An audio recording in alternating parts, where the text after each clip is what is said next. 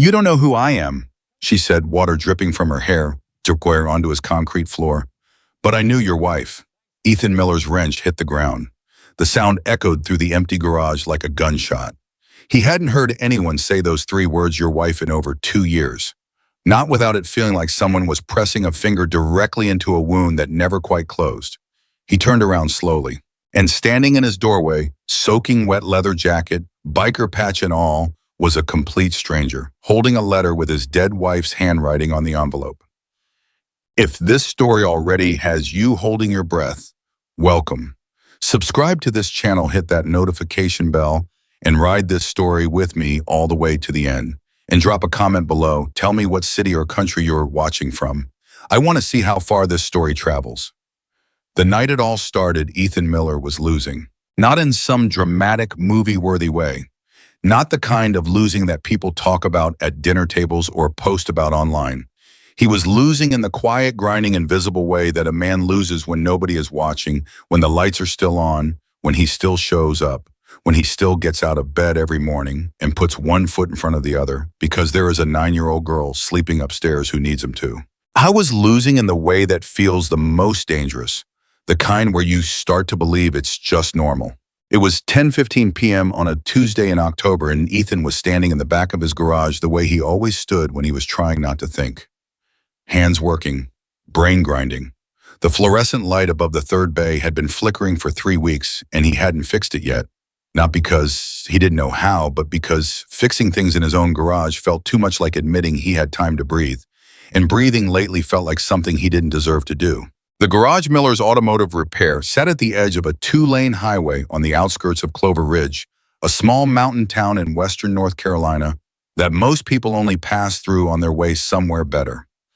It was the kind of town where everybody knew your name and your business and your grief sometimes before you did. Ethan had grown up here. He'd planned to leave. Then he met Sarah. Then they had Lily.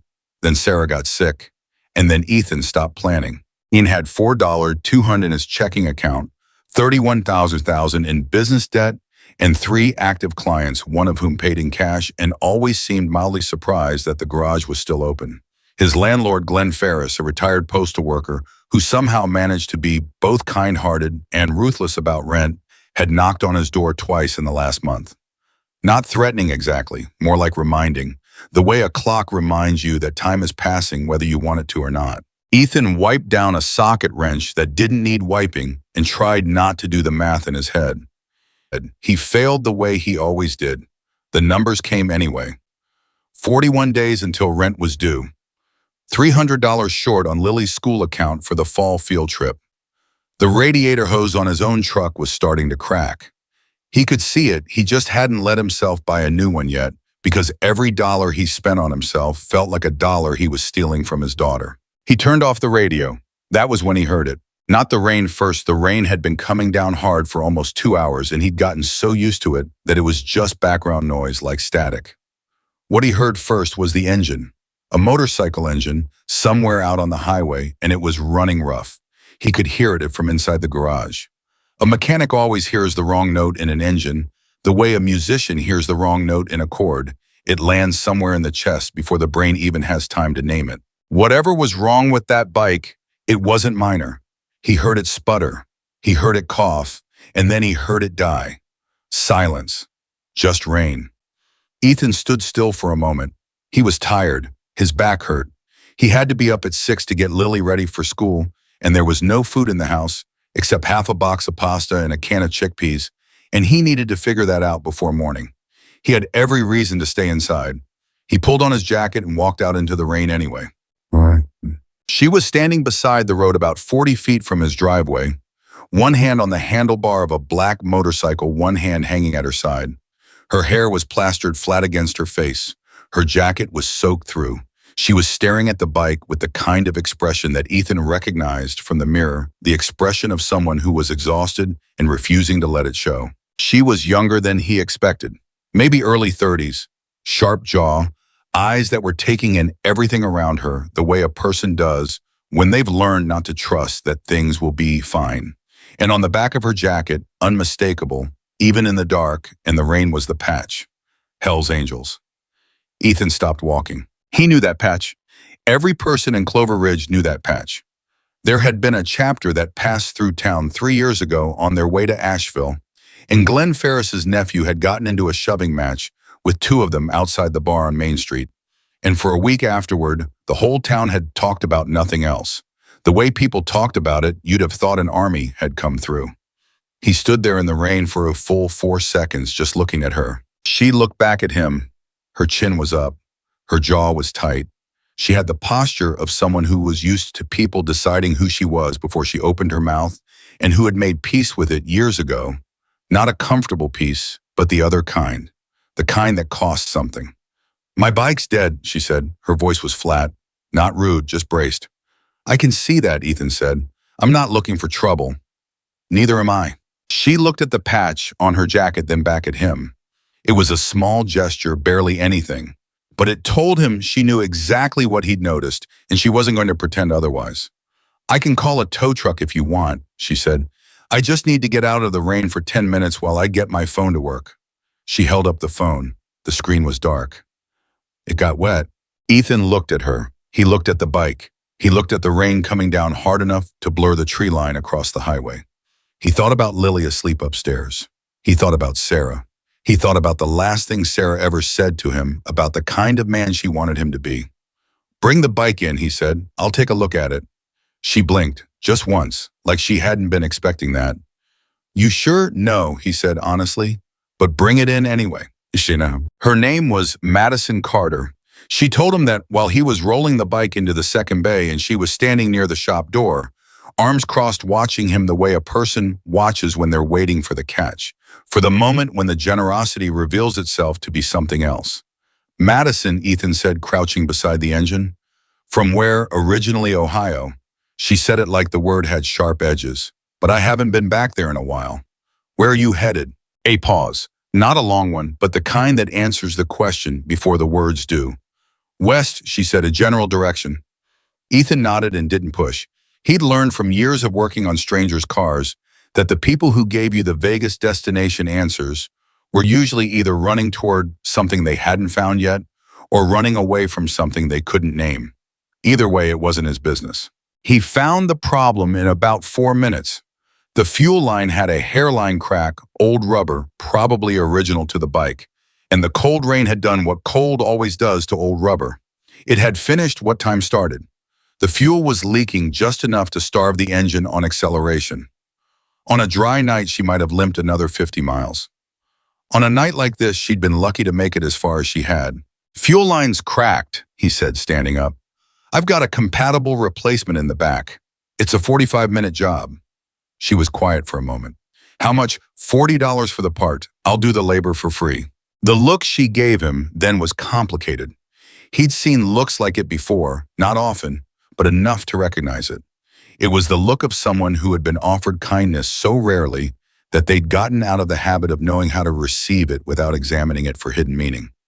"Why?" she asked. Ethan shrugged. "Because it's raining and you're stuck and I already had the bay open." He turned back toward the supply shelves. "You can sit or you can stand. Either's fine." She sat. They didn't talk much for the first 20 minutes. Ethan worked and Madison watched him work, and the rain kept hammering the metal roof of the garage and the broken fluorescent light kept flickering, and the whole scene had that particular quality of late-night bad weather moments, the kind where everything feels slightly more real than usual. Like the ordinary insulation of daily life has been stripped away, and you're just two people in a lit room while the dark presses against the windows.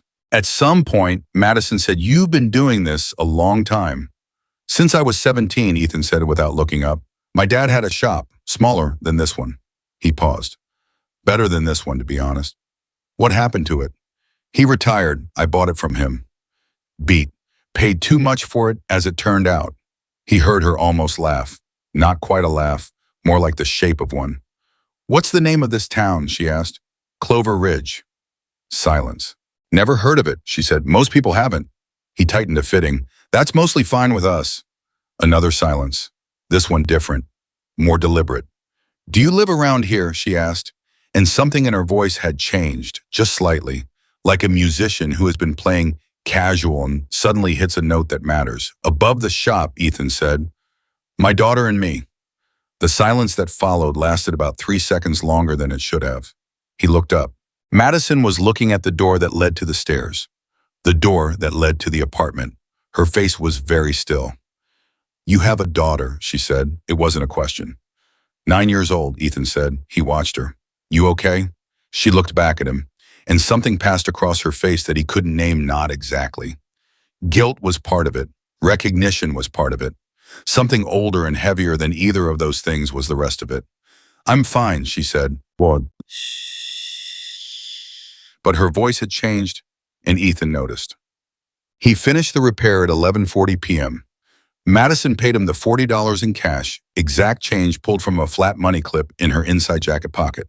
She started the bike and it ran clean, the engine smooth, and even the way it should have been.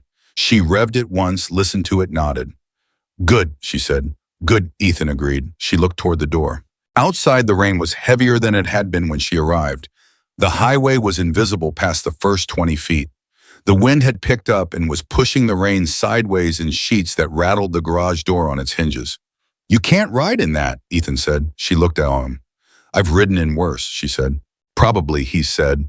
But that fuel line is new, and the fittings need about 8 hours to fully seal under operating pressure. If you take a hard turn in the wet, you could stress the joint, and we're back to square one. He paused. I'm not making that up. That is just how it works. She stared at him, trying to decide if he was being honest or if he was being kind in the way that disguises itself as honesty. I don't take charity, she said. It's not charity, he said. The couch in the office folds out. There's a blanket in the closet. In the morning when the storm passes, the fitting will be set and you can leave. He picked up his jacket. I'm not offering because I feel sorry for you. I'm offering because I'm a mechanic and I just replaced a part on your bike, and I'd like my work to actually hold. A long pause. The couch in the office, she repeated. Right. Not, she glanced at the door to the apartment again. No, Ethan said. My daughter's up there. The office couch is the offer. Take it or leave it. She took it. Upstairs, Ethan checked on Lily. She was asleep with the lamp still on a library book open across her chest, her dark hair spread across the pillow. She looked like Sarah in moments like this. She had Sarah's forehead, Sarah's way of frowning slightly in her sleep, like even her dreams were problems she was working through. Ethan stood in the doorway for a moment and just looked at her. 9 years old. She had been 7 when they lost Sarah. Young enough that the grief was formless. For a while she didn't have the words for it, so it came out sideways. In anger sometimes. In silence more often. In the way she'd stopped calling him Dad for about 3 months and started calling him Ethan, as if she were testing whether he would leave too. He hadn't left. He was still here. He was always still here. But lately, he'd been wondering whether still here was enough. Whether showing up, staying open, keeping the lights on, whether that was the same as actually being present. Whether Lily could feel the difference. He was almost certain she could. He closed her door quietly and went back down to the office. Madison was already on the fold-out couch, still in her jacket boots, still on, staring at the ceiling. She didn't look like someone trying to sleep. She looked like someone waiting for something. Lights on the left side of the desk, he said from the doorway. There's a bathroom through that door. If you need water, there's a fridge by the filing cabinet. Okay, she said. He started to go. Hey, she said. He turned. She was still looking at the ceiling. Thank you, she said. Not for the couch, for, she stopped, started again, for not making me feel like a problem. Ethan considered that for a moment. You're not a problem, he said. You're just a person with a busted fuel line. He went upstairs. He lay in bed for a long time, staring at the ceiling and the feeling that something had started. Something he didn't have a name for yet sat in the middle of his chest and refused to leave. I was up at 5:50 a.m. He always was.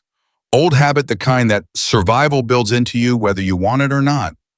Coffee first, then Lily's lunch, then a check on whatever had come in the night before. The routine was the rope. He held onto it every morning.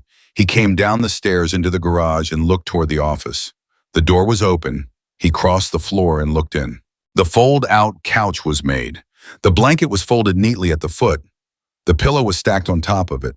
The office was exactly as it had been the night before, except for one thing. Madison's jacket was still draped over the desk chair. He stood there looking at it. She hadn't gone anywhere without her jacket. She wouldn't have. He looked toward the garage door and saw that it was still closed, still locked from the inside. He heard a sound from the kitchen. I went to the base of the stairs and listened. Somebody was in his kitchen. He could hear cabinet doors careful and quiet, like someone trying very hard not to make noise. He could smell coffee. He went up the stairs, two at a time, not running but not slow, and pushed open the kitchen door. Madison was standing at his stove. She had found the pasta from last night and the chickpeas, and she had added something from a small bag she must have had on the bike. And there was a pot going, and it smelled like garlic and something else, something warm. She had Lily's apron on, the yellow one with the ducks, and she was stirring the pot with the focused expression of someone who cooked the way they breathed without thinking about it. She heard him and turned around. I didn't want to wake you, she said. The door was unlocked. I figured. She looked at the pot, then back at him. I saw your fridge. I travel with spices. I can leave if this is weird. I know it's weird. I should have asked. Ethan stood in the doorway. He didn't say anything for a moment. I was trying to figure out how long it had been since anyone had cooked in this kitchen. Really cooked.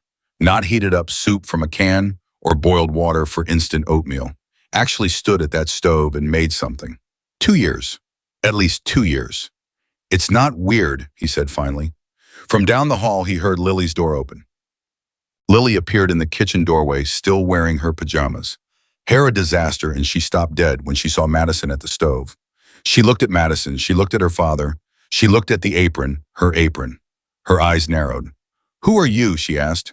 She was 9 years old, and she asked the question with the suspicion of someone who had been disappointed enough times to have dropped all pretense of social politeness. Madison turned from the stove, looked at the girl, and crouched down to be at eye level with her. Madison, she said, my motorcycle broke down last night. Your dad fixed it. Why are you wearing my apron? Because I didn't want to get the jacket dirty. Lily looked at her steadily. The duck apron is mine. I can see that. The ducks are a clue. Lily looked at the pot.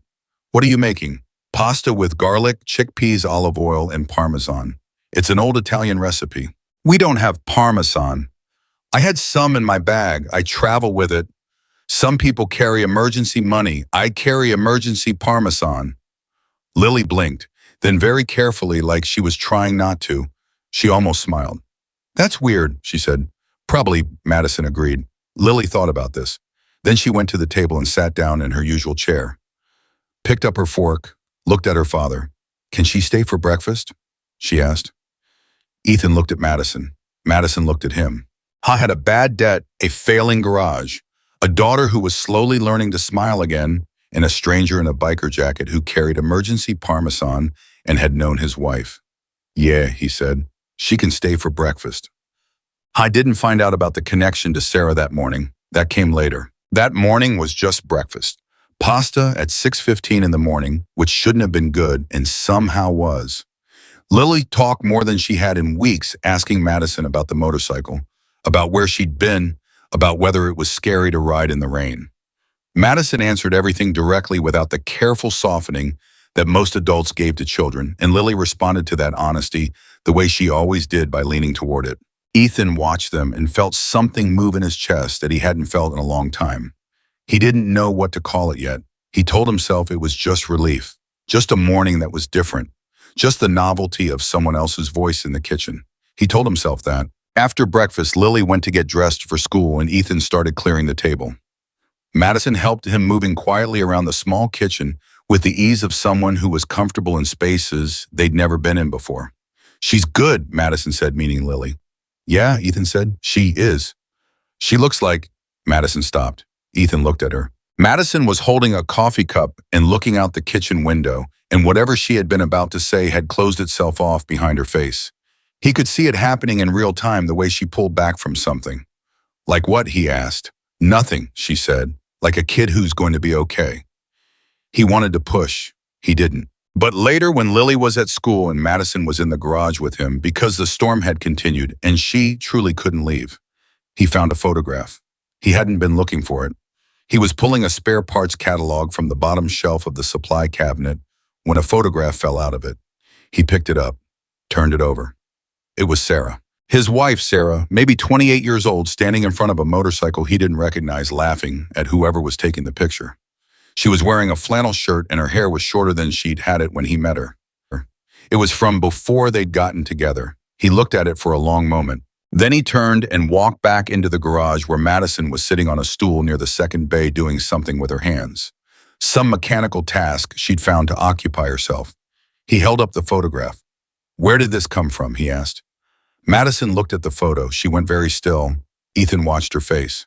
He watched it go through 4 different things in the space of 2 seconds. Surprise, then recognition, then something that looked like grief, and then last something he could only describe as a decision. "I can explain that," she said. "Please," Ethan said. She stood up from the stool. She reached into her inside jacket pocket. She pulled out an envelope. It was sealed. His name was on the front, in handwriting he would have recognized anywhere in the dark, in a dream, in a burning building. Sarah's handwriting. "She gave me this," Madison said. "3 weeks before she died, she made me promise to find you." She paused. "She also made me promise not to find you too soon. She said she needed to make sure you'd been through enough of the hard part first. She said you'd know how to listen once you'd been through enough of the hard part." Ethan's hand was holding the photograph. His other hand was at his side. "You knew her," he said. It came out barely above a whisper. "Yes," Madison said. "How?" "Before you," she said. "Before Clover Ridge. Before all of this." She took a breath. "We were close once, for a few years. Then I left. I was good at leaving things. She was better at staying." She looked at the envelope, then at him. "She always said that about herself. She said staying was the hardest and most important thing a person could do." Ethan couldn't speak. "She reached out to me when she got the diagnosis," Madison said. "I don't know how she found me. She was Sarah. She found things." A pause. "She told me about you, about Lily, about the garage." A pause. "She told me you were the kind of man who would open his door to a stranded stranger even in the rain. Even when he shouldn't." She said that was the thing she loved most about you, and also the thing that worried her most, because she knew you'd do it for everyone else, but she wasn't sure you'd let anyone do it for you. Ethan stood in his garage on a Wednesday morning in October, while the rain fell outside, holding a photograph of his dead wife and looking at a woman he had never met before last night. "Why are you here?" he asked. "Because she asked me to be," Madison said. "Because she trusted me with the most important job she had left." She held out the envelope. "And because she was right about you."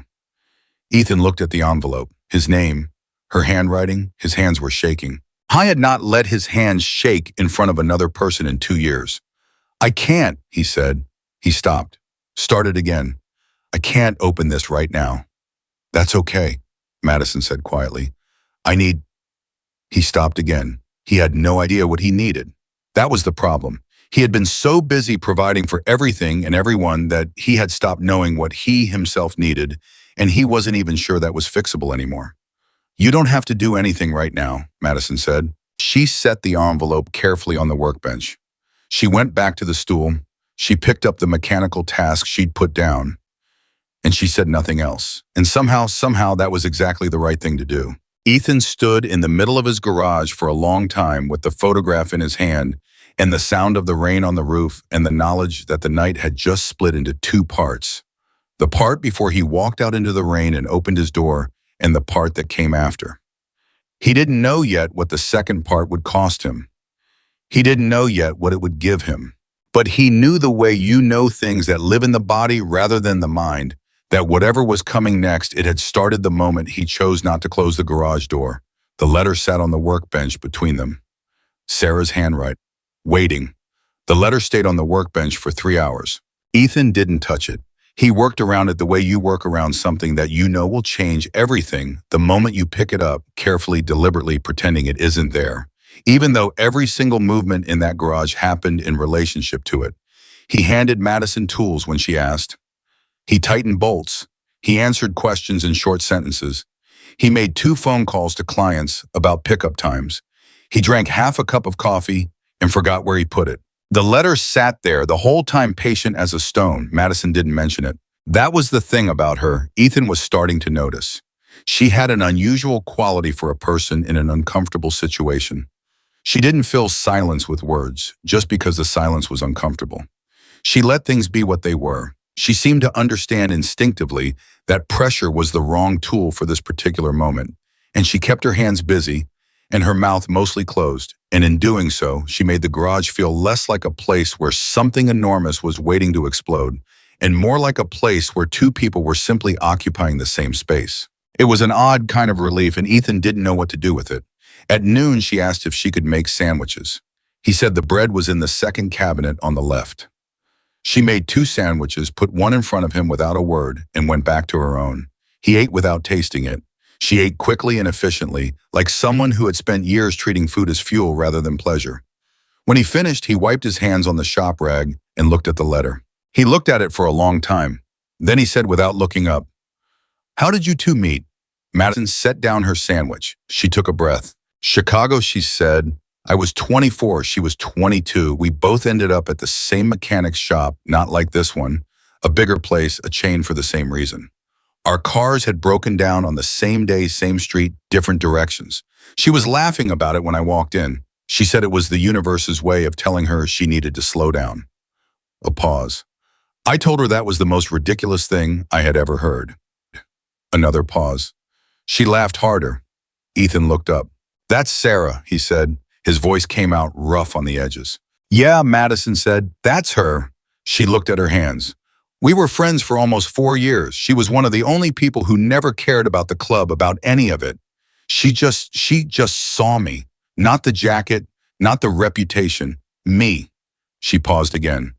"When I left Chicago, I thought I was protecting her. I thought people like me put people like her in danger just by being close to them." She looked at him. "I was wrong about that. It took me a long time to understand that I was wrong about that." "What happened?" Ethan asked. "Why did you leave?" The air shifted. Madison looked down at the workbench. "Someone got hurt," she said. "Someone I was supposed to keep safe. It wasn't a crime. It wasn't anything legal. It was just I made a choice, and the choice had a punch, and the cost was paid by someone who trusted me." She stopped. "I've been paying for it ever since. Moving. Not staying anywhere too long. Doing small things for strangers because the big thing I failed at I can't ever undo." The garage was quiet except for the rain, which was starting slowly to ease. "Sarah knew about this?" Ethan asked. "I told her some of it before I left Chicago. She told me I was punishing myself for being human." Madison's jaw tightened. "I told her I didn't deserve the kind of life she was building. She told me I was being dramatic." A ghost of something crossed her face. She was always saying exactly the right thing at the worst possible time. Ethan stood up from his stool. He walked to the workbench. He picked up the letter. He turned it over in his hands, once feeling the weight of it, not the physical weight, which was nothing just paper, but the other kind. The kind that had been accumulating for 2 years every morning when he woke up and reached for someone who wasn't there. "She knew you'd come through," he said. It wasn't a question. "She knew me better than I knew myself," Madison said, which is saying something because she knew me pretty well. Ethan set the letter back down. "Not yet," he said. "I'm not ready yet." "Okay," Madison said, "but I want to know before I open it. I want to know what she told you about me, about all of this." He looked at her directly. "I want to hear it from you first." Madison held his gaze. She nodded, and then she started talking. She told him what Sarah had said, that Ethan was the kind of man who carried too much in too small a space, that he had the habit of turning pain into work and calling it purpose, that he loved bigger than he let on and protected harder than it was good for him, that she had spent 3 years gently pushing at the walls he'd built before he finally let her inside them, and that once she was in, she understood why he'd built them, because the last person he'd let in fully before her had left, and the person before that. And that somewhere in his history, he had learned that love was a temporary condition and abandonment was the permanent one. Ethan sat very still while she talked. He didn't interrupt. His face did things that he wasn't fully in control of. "She said the worst thing that could happen," Madison continued, "was if losing her made you believe you'd been right all along, that people leave, that staying is an illusion." She paused. "She said that would be the thing that broke Lily. Not losing her mother, losing her father to grief." The silence that followed was the loudest thing in the room. Ethan's hands were flat on his thighs. He was breathing like a man who had been running and just stopped. "She said that," he finally managed. "Word for word," Madison said. "I wrote it down. I was afraid I'd get it wrong." "You didn't get it wrong," he said. He stood up abruptly and walked to the other side of the garage, putting space between himself and the conversation. His back to Madison, his hands finding the familiar surface of a tool cabinet and gripping it. He stood like that for almost a full minute. His shoulders moved once sharp and controlled the way a person's shoulders move when they are working very hard to contain something. Madison didn't move. She didn't say anything. She waited. He turned back around. His face was composed, or as composed as it could be, which wasn't fully. His eyes were wet at the edges and he didn't bother pretending they weren't. "I need to get back to work," he said, "and there's a pickup coming at 2. "Okay," Madison said. "Can you—" He stopped. He started again. "Can you stay until Lily gets home from school? I know that's not what you— I know you need to leave. But she's going to ask about you. She's going to want—" He stopped. "I'll stay," Madison said. He nodded once. He picked up a wrench. He went back to work. And the letter stayed on the workbench between them, waiting with all the patience of the dead. Lily got home at 3:20 p.m. Ethan heard the school bus from the garage, heard the door at the top of the stairs open and close, heard his daughter's footsteps quick, the way they always were when she had energy left over from the day, and then the pause. A brief pause. Then the footsteps changed direction and came down the interior stairs instead of staying upstairs, which meant she already knew Madison was still here, which meant she had seen the motorcycle through the window. She appeared in the garage doorway with her backpack half hanging off one shoulder and her sneakers untied. She looked at Madison. She looked at the motorcycle. She looked at her father. "She's still here," Lily said. "Neutral. Processing." "Storm kept the roads bad," Ethan said. Lily considered this. Then she looked at Madison. "Did you eat lunch?" "Your dad made sandwiches," Madison said. "He always makes the same sandwich," Lily said with the weary authority of someone who has spent years submitting to the same sandwich. "Peanut butter and turkey and mustard today," Ethan said. Lily blinked. "You didn't make turkey and mustard. We don't have turkey." "Madison had turkey," he said, from her bag. Lily stared at Madison. "You carry emergency turkey and emergency parmesan," Madison confirmed. "I'm very prepared." Lily set her backpack on the ground and sat down on the old metal stool near the second bay, the one she always sat on when she came down to keep him company after school, and she crossed her arms and looked at Madison with the full unblinking intensity of a 9-year-old who had decided to take someone seriously. "Why do you ride a motorcycle?" she asked. "Because I like the feeling of moving," Madison said. "When you're on a motorcycle, you can't think about anything except what's right in front of you. It keeps your brain quiet." "My brain is never quiet," Lily said. "Me either," Madison said. "That's why I started writing." Lily thought about this. "Mom used to say that about swimming," she said, casual, the way children are sometimes casual, about enormous things, dropping them into conversation like small stones into deep water. She said swimming her brain quiet. The word "mom" sat in the middle of the garage and nobody moved. Madison looked at the girl with an expression Ethan caught from the side, something so careful and so full that he had to look away. "She sounds smart," Madison said, gentle. "Exact." "She was," Lily said. Then after a pause, "Do you know how to fix things besides your bike?" "Some things." "Dad's been trying to fix the kitchen cabinet door for 6 months," Lily said, looking at her father with the calm accusation of a child who has given up expecting improvement. "The hinge is broken." "I've been busy," Ethan said. "You said that in April," Lily said. Madison was already standing up. "Show me," she said. "Mom." The afternoon did something to Ethan that he hadn't been prepared for. He stayed in the garage. He told himself it was because the 2 o'clock pickup was running late and he needed to be there. That was true. But it wasn't the whole truth. The whole truth was that he could hear them upstairs, Madison and Lily, and the sounds coming through the ceiling were sounds he hadn't heard in that apartment in 2 years. Lily's voice quick and animated. A cabinet door opening and closing. Madison's lower voice saying something. Lily laughing. Actually laughing, not the careful, polite laugh she gave him when she was trying to seem okay. The real one, the one that surprised her. Ethan stood in the garage and listened. His chest felt like something was being carefully, painfully taken apart inside it. The pickup came and went. He processed the paperwork on autopilot. When he came back in, Lily was sitting at the kitchen table doing homework, and Madison was sitting across from her. Her jacket draped over the back of the chair, and they were arguing genuinely good-naturedly, arguing about whether multiplication tables needed to be memorized or whether they could just be worked out logically each time. You need to know them, Madison said. Memorizing is faster. But if you know how it works, you don't have to memorize, Lily said. You can just figure it out. What if you're in a situation where figuring out takes too long? What situation, Lily asked. When is someone going to attack me with a multiplication problem? Life does that more than you'd think, Madison said. Lily looked at Ethan as he came through the door. She says I should memorize my times tables. She's right, Ethan said. Lily looked betrayed. You always say it's fine to work it out. I say that because I'm too tired to fight about it at 9 p.m., Ethan said honestly. Madison's right. Lily looked between them. Then with a profound strategic sense of a 9-year-old who knows when she's outnumbered, she picked up her pencil and went back to her worksheet.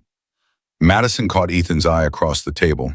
She almost smiled. He almost smiled back. Then Lily, without looking up from her worksheet, said, "Are you going to stay for dinner, Madison?"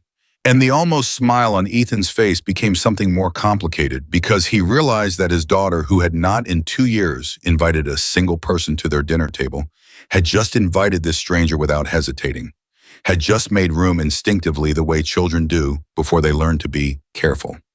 If your dad says it's okay, Madison said. Lily looked at Ethan. Ethan looked at Madison. He thought about the letter. He thought about Sarah's handwriting. He thought about the sound of Lily's real laugh coming through the ceiling of the garage. Yeah, he said, she can stay for dinner. After Lily went to bed, everything shifted. Dinner had been easy, the practiced ease of people being careful with each other, keeping the conversation in the shallow water. Lily acting as the involuntary social buffer. She always was filling silence with observations about her school day and strong opinions about whether cilantro was a flavor or a punishment. When she finally went upstairs, both Ethan and Madison seemed to feel the absence of cover at the same moment. Ethan made coffee. Madison sat at the kitchen table.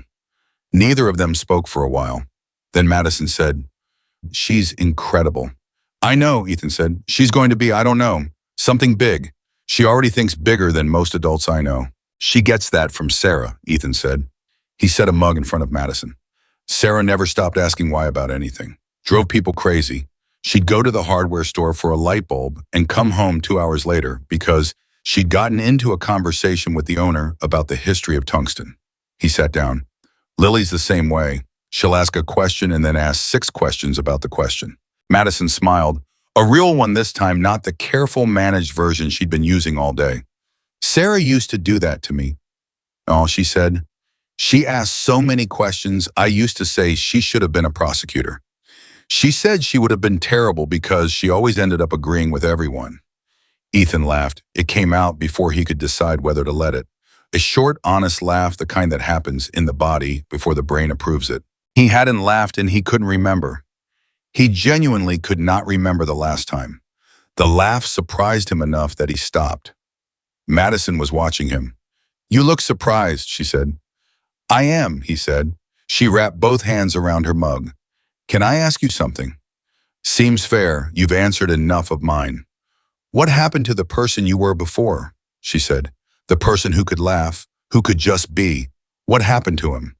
The question landed hard. "I thought about it seriously because it deserved that." "He got tired," Ethan said finally. "He kept waiting for things to get easier, and they kept not getting easier.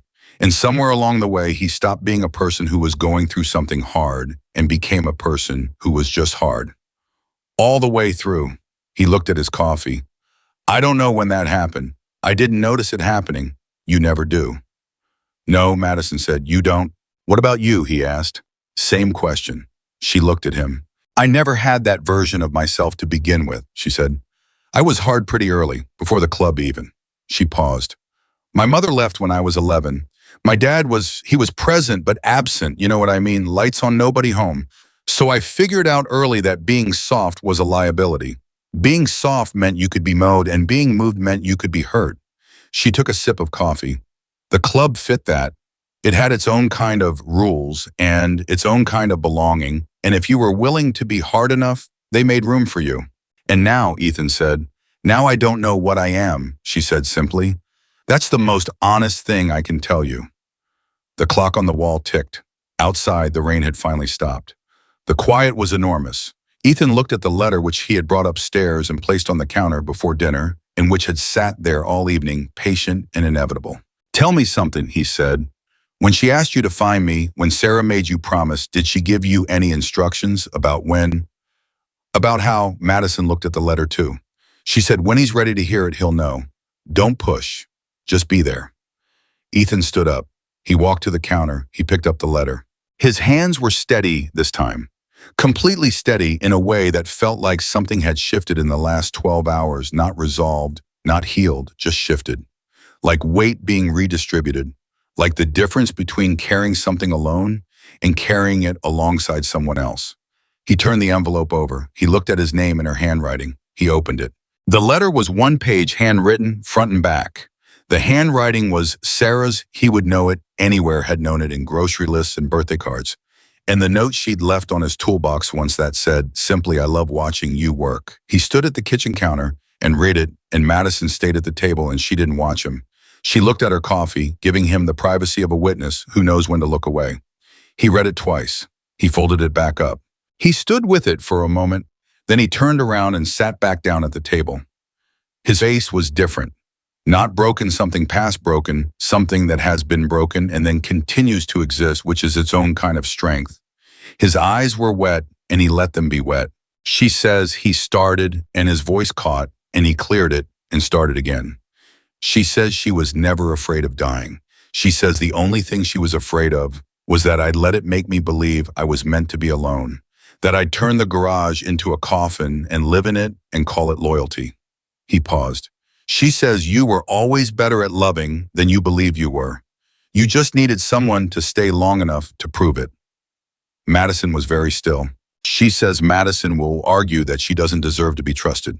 He continued, looking at the letter without reading from it, speaking it the way you speak something you have already absorbed. She says trust her anyway. She spent her whole life trying to outrun what she's worth. Show her she's not faster than people who believe in her. The silence was complete. "Well," Madison said. Her voice was not quite level.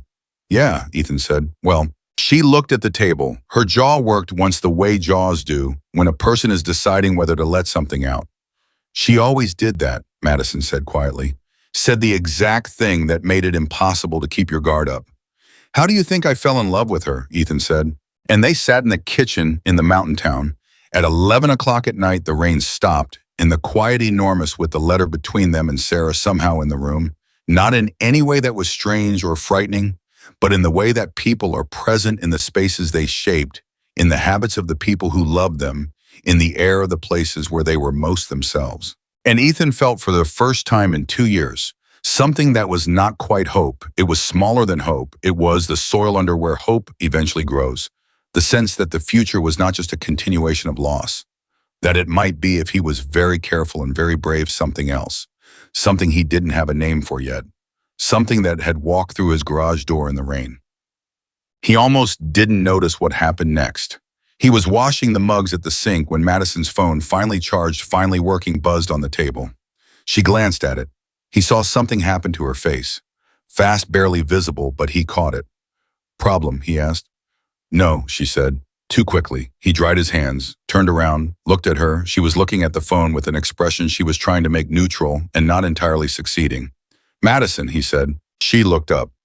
"What is it?" She set the phone face down on the table. "It's nothing I can't handle." "I didn't ask if you could handle it," he said. "I asked what it was." She looked at him for a moment, measuring. He could see her doing it, the old calculation, the one that asked, how much do I say, how much do I trust?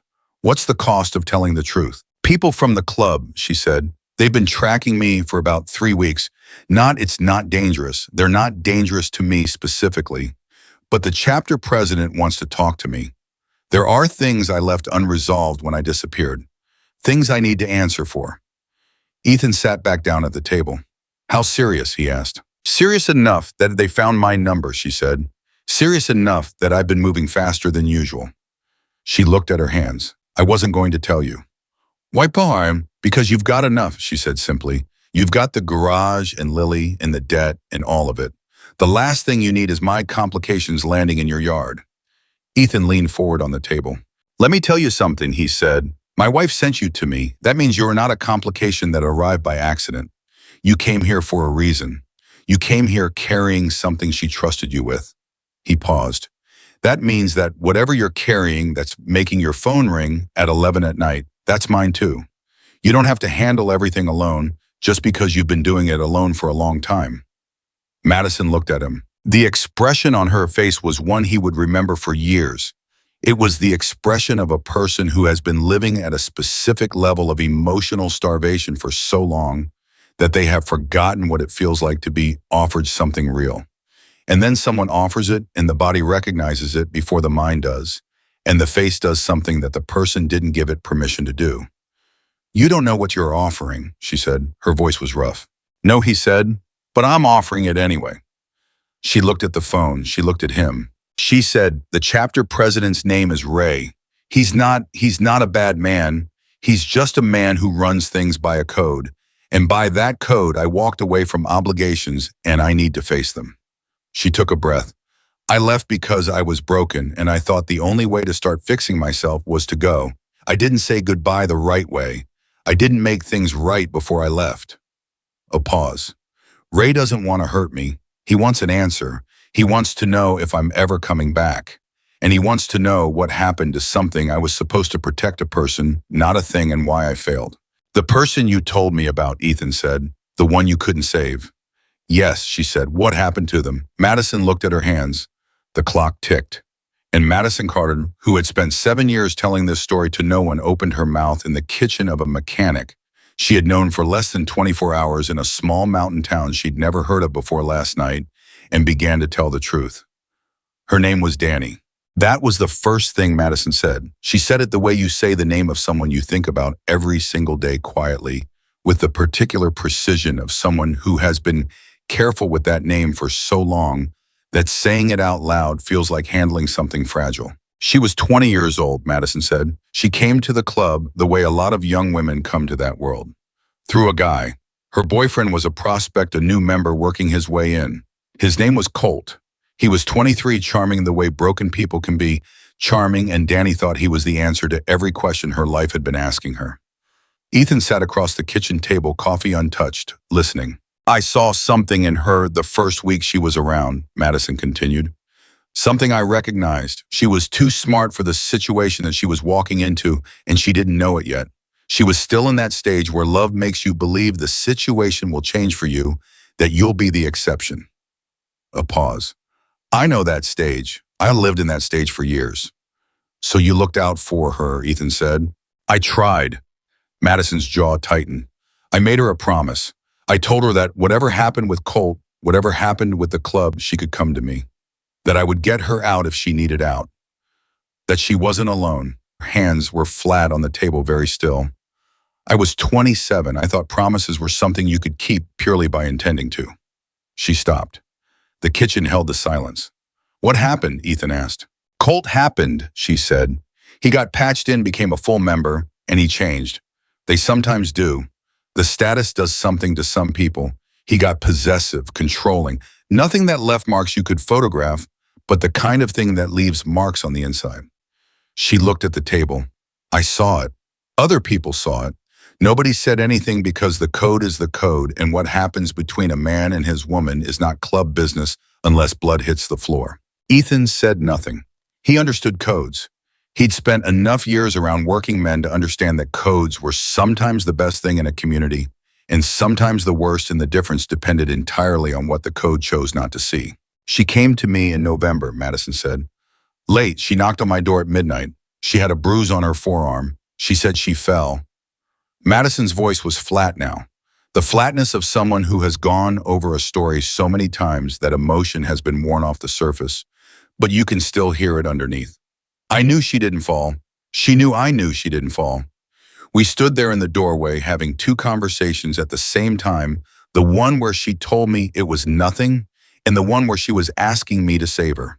Ethan's hand moved on the table, an involuntary thing. I told her I would handle it, Madison said. I told her to go back, be careful, give me 3 days. I had a plan. I knew a woman in Indianapolis outside the club world entirely who ran a shelter. I was going to get Danny there. I had it all worked out in my head. But, Ethan said. But Colt found out I'd been talking to her, Madison said. Not about the plan. He didn't know the plan, but he was watching her and he saw her at my door. And he decided in the way that men like that decide things that I was a problem, that I was encouraging her to think she had options. She stopped. He went to the president. He told him I was interfering in his personal business. Ray, the president, called me in and told me to stand down. Said Danny was Colt's business, said I was overstepping. And you stood down, Ethan said, not accusing, asking. No, she said. I didn't stand down. I went to Donnie that same night and I told her we were leaving. Not in 3 days now. That night, I told her to pack one bag and meet me at the east gate at 2 in the morning. The clock on the wall ticked. She didn't come, Madison said. The words landed like something dropped from a height. I waited until 3:30, Madison continued. I couldn't go back in without making it worse. I couldn't leave without her. I stood at that gate and I did what people do when they're powerless and won't admit it. I made bargains with the air. Another 10 minutes, another 20. She paused. At 4 a.m., I went back to her room. She was gone. Not escaped gone. Colt had moved her, taken her somewhere else that night, some cousin's place in Tennessee. I didn't know where. Nobody would tell me. Did you find her? Ethan asked.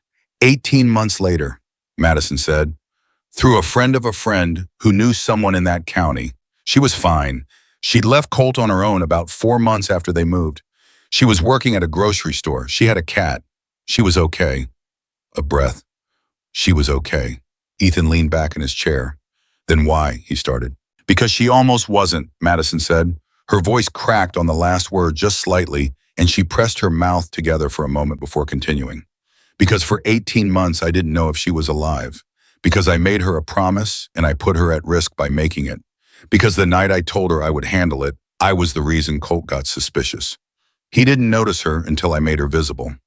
She looked at him with eyes that were dry and direct and carrying 18 months of nights. That's on me. She's fine now, but what she went through in those months between, that's on me. My plan, my promise, my failure. Ethan sat with that. He didn't try to minimize it. He didn't say the things that people say to make someone feel better. Because he could see that she didn't want that, and more than that, he could see that she was right. Not entirely right. The blame was distributed across many people in that story, but she wasn't wrong about her piece of it. So you left, he said. 2 days later.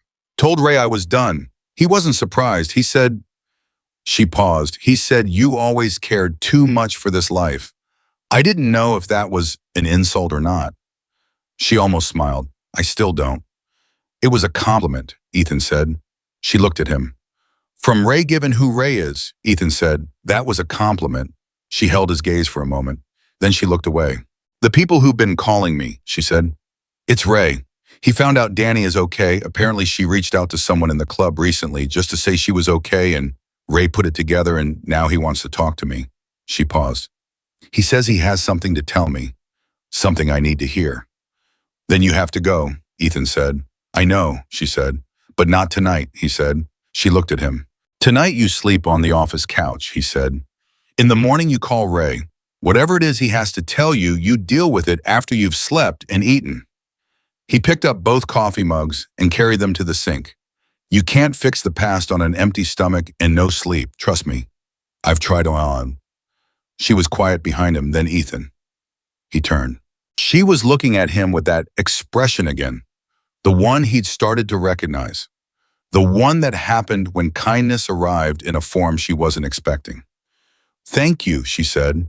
You already thanked me, he said. For this specifically, she said, for listening without trying to fix it.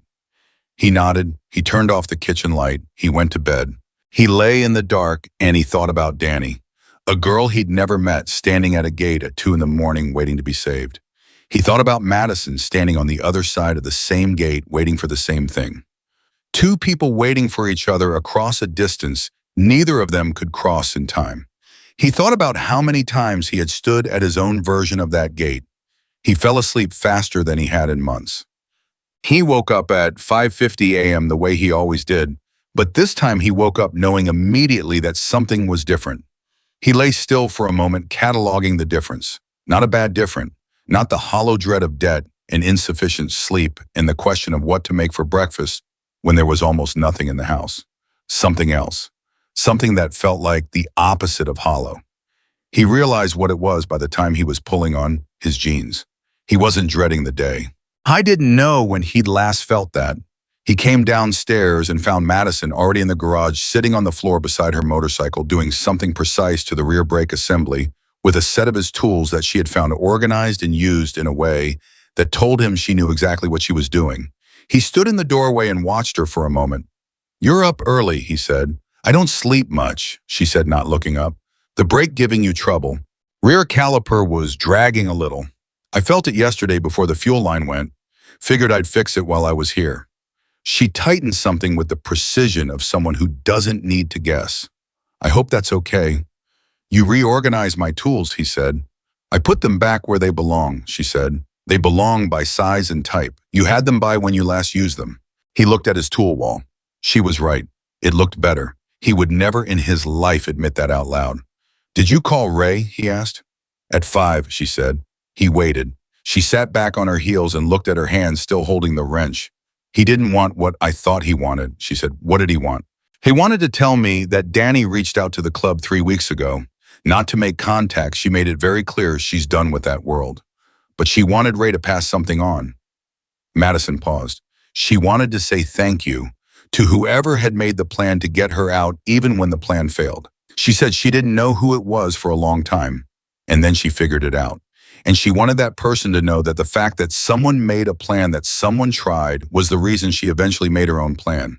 She said knowing someone had believed it was possible to leave was what made her believe it too. The garage was very still. Ethan didn't say anything. He didn't need to. Ray said Madison's voice was not quite steady. She cleared it.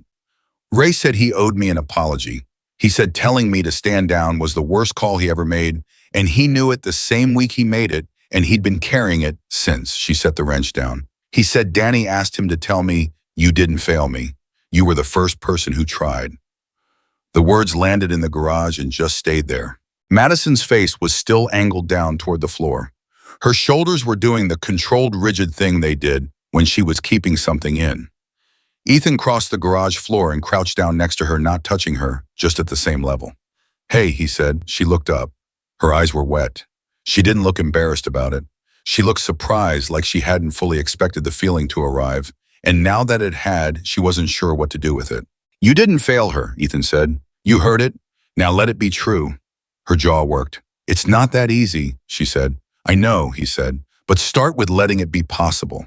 Work your way up to easy." She looked at him for a long moment. Then she looked back at the motorcycle. "I need to finish this caliper," she said. "Okay," he said. He stood up. He went inside and started coffee. And he understood that for Madison Carter, going back to the brake caliper was not avoidance. It was the opposite. It was what she did when emotion arrived that was too large to process in the open. She put her hands on something real, something with parts and function, and a clear outcome, and she worked until the feeling settled to a level she could carry. He understood that completely. He had been doing it in this garage for 2 years. Unmod the coffee, and he thought about how strange it was, how profoundly, almost uncomfortably strange that a person he'd met 36 hours ago could feel this legible to him. He came down to this garage before school. This wasn't unusual. She often came down to say goodbye to Ethan on her way to the bus. What was unusual was that she came down in her school clothes, already backpacked, on 5 minutes earlier than she needed to, and she went directly to where Madison was finishing up the brake work and sat on the floor next to her without asking. "What are you fixing?" Lily asked. "Rear brake caliper," Madison said. "What's a caliper?" "The part that squeezes the rotor to slow you down." Madison held up the piece so Lily could see it. "Think of it like a clamp. The rotor is a disc attached to the wheel, and when you brake, the caliper squeezes it. Friction does the rest." Lily looked at the part with the same expression she gave math problems she was genuinely interested in, focused, slightly narrowed eyes, mouth pressed to one side. "What was wrong with it?" she asked. "It was sticking, not releasing all the way after braking. That means the pads stay in contact with the rotor longer than they should, which creates drag and wears everything down faster." "How do you fix a sticky caliper?" "Clean it, lubricate the slide pins. Sometimes rebuild the piston if it's seizing." Madison looked at her sideways. "You're not going to miss your bus asking about brake systems, are you?" "I've got 4 minutes," Lily said, checking the clock on the wall with the confidence of someone who has memorized bus schedules. What are slide pins? Ethan leaned against the door frame with his coffee and watched his daughter learn automotive mechanics at 6:30 in the morning and felt something expand in his chest that he didn't try to name. When the bus honked, Lily stood up, brushed off her knees, picked up her backpack. She looked at Madison. "Will you be here when I get home?" she asked. Straight, no pretense. Madison looked at her. The directness of the question seemed to land somewhere specific in Madison's chest because she paused a half second before answering, and Ethan could see her choosing between the protective lie and the honest answer. "I don't know," Madison said. "I might need to go handle something today, but if I go, I'll tell you before I leave. I won't just disappear." Lily considered this. Then she nodded once decisive the way she nodded when something met the standard she'd set. "Okay," she said. She looked at Ethan. "Bye, Dad." "Bye, Bug."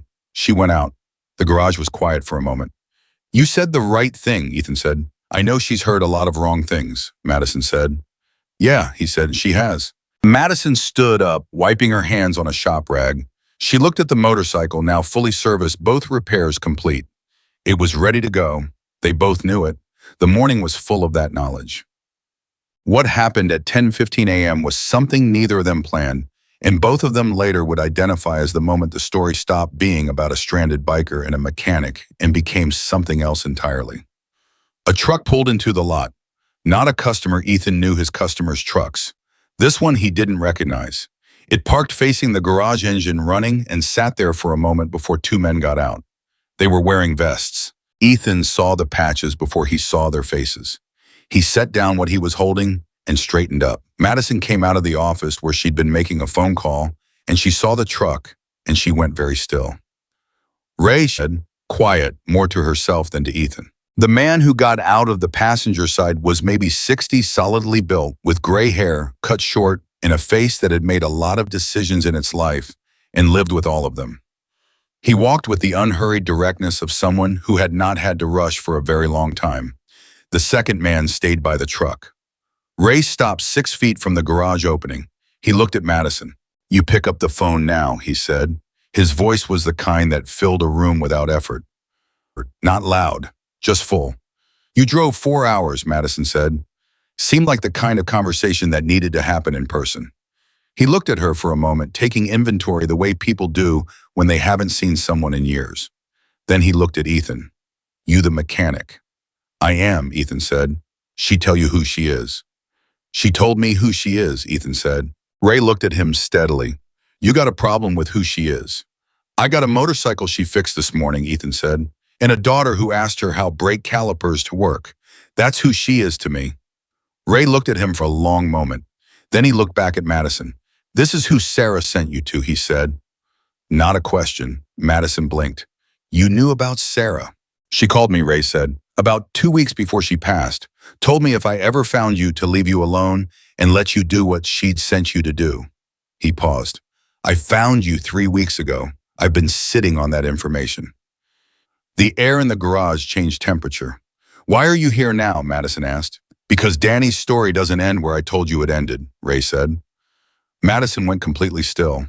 "What does that mean?" she said. Ray looked at the ground for a moment, then up. "Danny's pregnant," he said, 7 months. She's alone.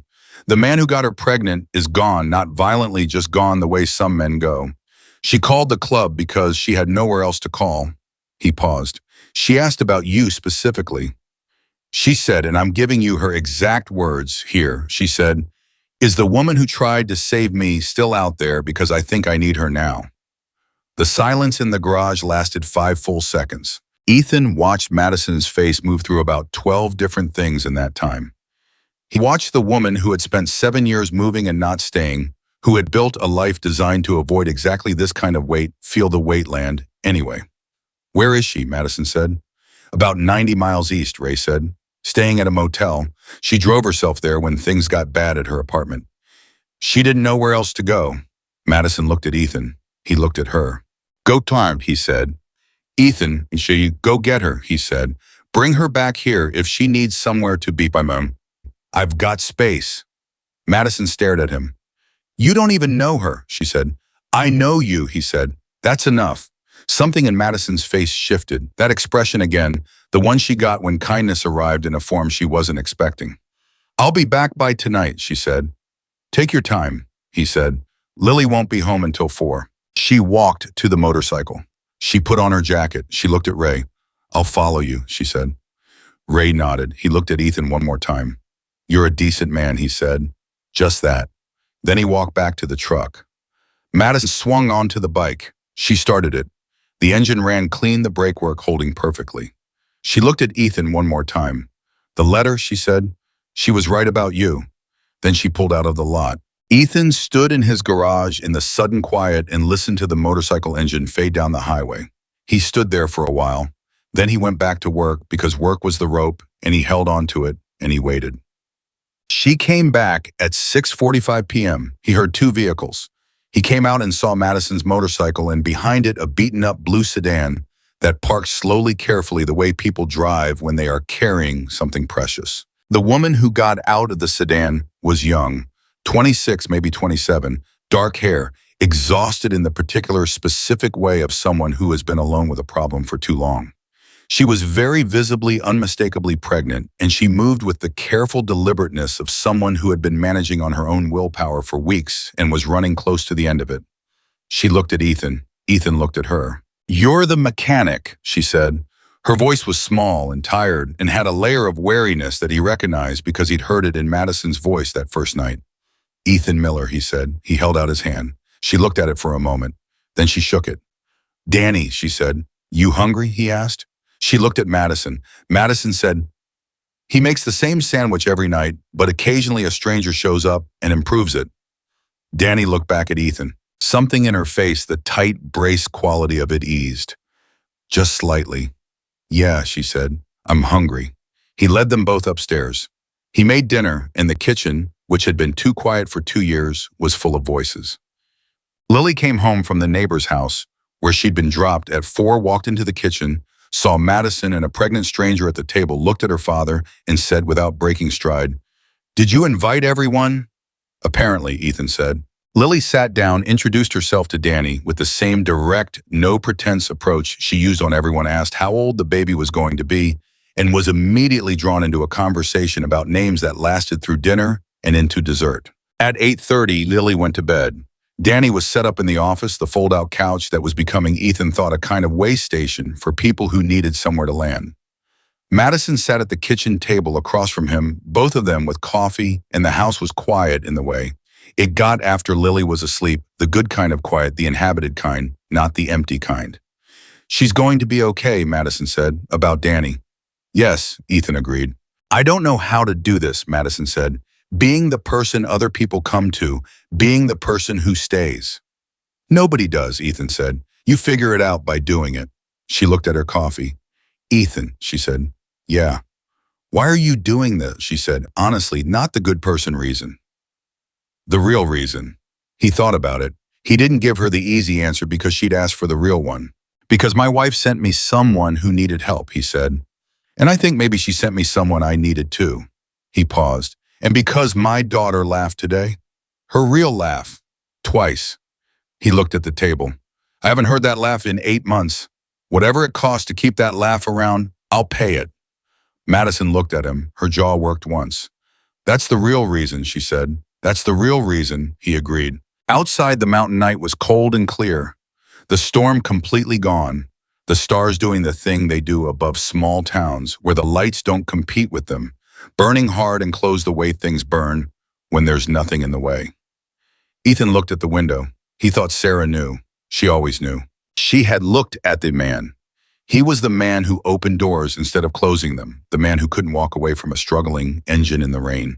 And she had known, even dying, even at the end of everything, that this was the shape his life would take if someone just gave it the right push. She had given it the right push. She had sent him exactly who he needed. He looked at Madison, who was looking at her coffee with the expression of someone who was, for the first time in a very long time, uncertain about what came next. Not in the frightened way, but in the open way, the way you're uncertain when the future is not yet fixed. He looked at her and he understood that this was not an ending. It was the thing that happens before an ending can become a beginning. And somewhere in the apartment, in the fold-out bed in the office, Danny was asleep with one hand on her stomach and the expression of someone who had been running and was finally temporarily in a place where she didn't have to. And upstairs, Lily slept with the lamp still on and the library book still open on her chest. And Ethan Miller sat in his kitchen at 9 p.m. on a Thursday with his debt and his failing garage and his dead wife's letter folded in his shirt pocket. And he thought this house is full. After 2 years, this house is full. And he hadn't understood until right now that full was what he'd been starving for. The next morning, Ethan's landlord knocked on the garage door at 8 a.m. Glenn Ferris was 64 years old, a retired postal worker who wore the same green jacket every day from October through April and had a handshake that felt like it could bend rebar. He was not a cruel man. He was not even fundamentally an unreasonable man. But he had a mortgage of his own and a retirement that was thinner than he let on. And the 2 months of partial rent that Ethan had paid with apologies and promises were sitting between them like something neither man wanted to name directly. Ethan met him at the door. He saw Glenn look past him into the garage, saw him register Madison's motorcycle in the second bay, saw him take in Danny's blue sedan in the lot, saw his expression do the calculation that landlords' expressions do when they see activity that doesn't match the story of a struggling business. "Morning, Ethan," Glenn said. "Glenn," Ethan said. "Come in." Glenn came in. He stood in the middle of the garage and looked around with the slow, observational patience of a man who had spent 30 years delivering to every kind of house and learned to read a lot from what he saw. "Company," Glenn said. "A friend," Ethan said, "and a woman she helped get out of a bad situation, temporary." Glenn nodded. He pulled a folded piece of paper from his jacket pocket. He held it out without fanfare, without ceremony, the way Glenn did everything directly, because Glenn had long ago decided that directness was kinder than delay. "I need an answer by the end of the month," Glenn said. "Full payment, or I have to start the process." "I don't want to start the process, Ethan. I've said that every time and I mean it every time, but I've got my own situation." Ethan took the paper. He looked at the number on it, $6,400, 2 months back rent plus the late fee that the lease entitled Glenn to charge, and that Glenn had not charged until now, which told Ethan that Glenn had been absorbing it for as long as he could, and this was the moment the absorption ended. "I understand," Ethan said. "I know you do," Glenn said. He looked at the garage again. "You're a good mechanic, Ethan, best in the county, and everybody knows it. I don't know what's kept people from your door, but I hope it changes. I genuinely hope it changes." He paused. "End of the month." He left. Ethan stood with the paper in his hand. The end of the month was 18 days away. He did not have $6,400. He did not have a realistic path to $6,400 in 18 days through ordinary means. Not with his current client volume, not with the debt load he was already carrying. He had known this for a while. He had been knowing it the way you know something you're not ready to do anything about in the back of the mind, in the part that handles the unbearable math, while the front part keeps you functional. He folded the paper and put it in his pocket. He went inside and made breakfast. Madison was already up. She was at the kitchen table with a cup of coffee and her phone, and she was doing something that looked like research, scrolling through something, making a note on a small pad she'd produced from her jacket. Danny was still asleep in the office. The fold-out couch had creaked twice in the night, and Ethan had heard it, had lain awake briefly thinking about how a 7 months pregnant woman was managing on a fold-out couch, and had mentally rearranged the apartment before falling back asleep. "Glenn came by," Madison said without looking up. "You heard," Ethan said. "Thin walls," she said. "How bad?" He told her the number. She looked up from her phone.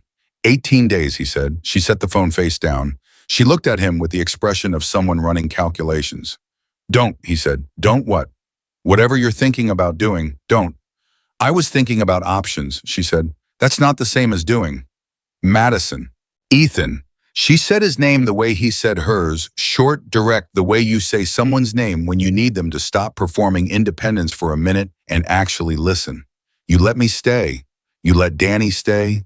You opened your house to people you didn't know because it was the right thing to do.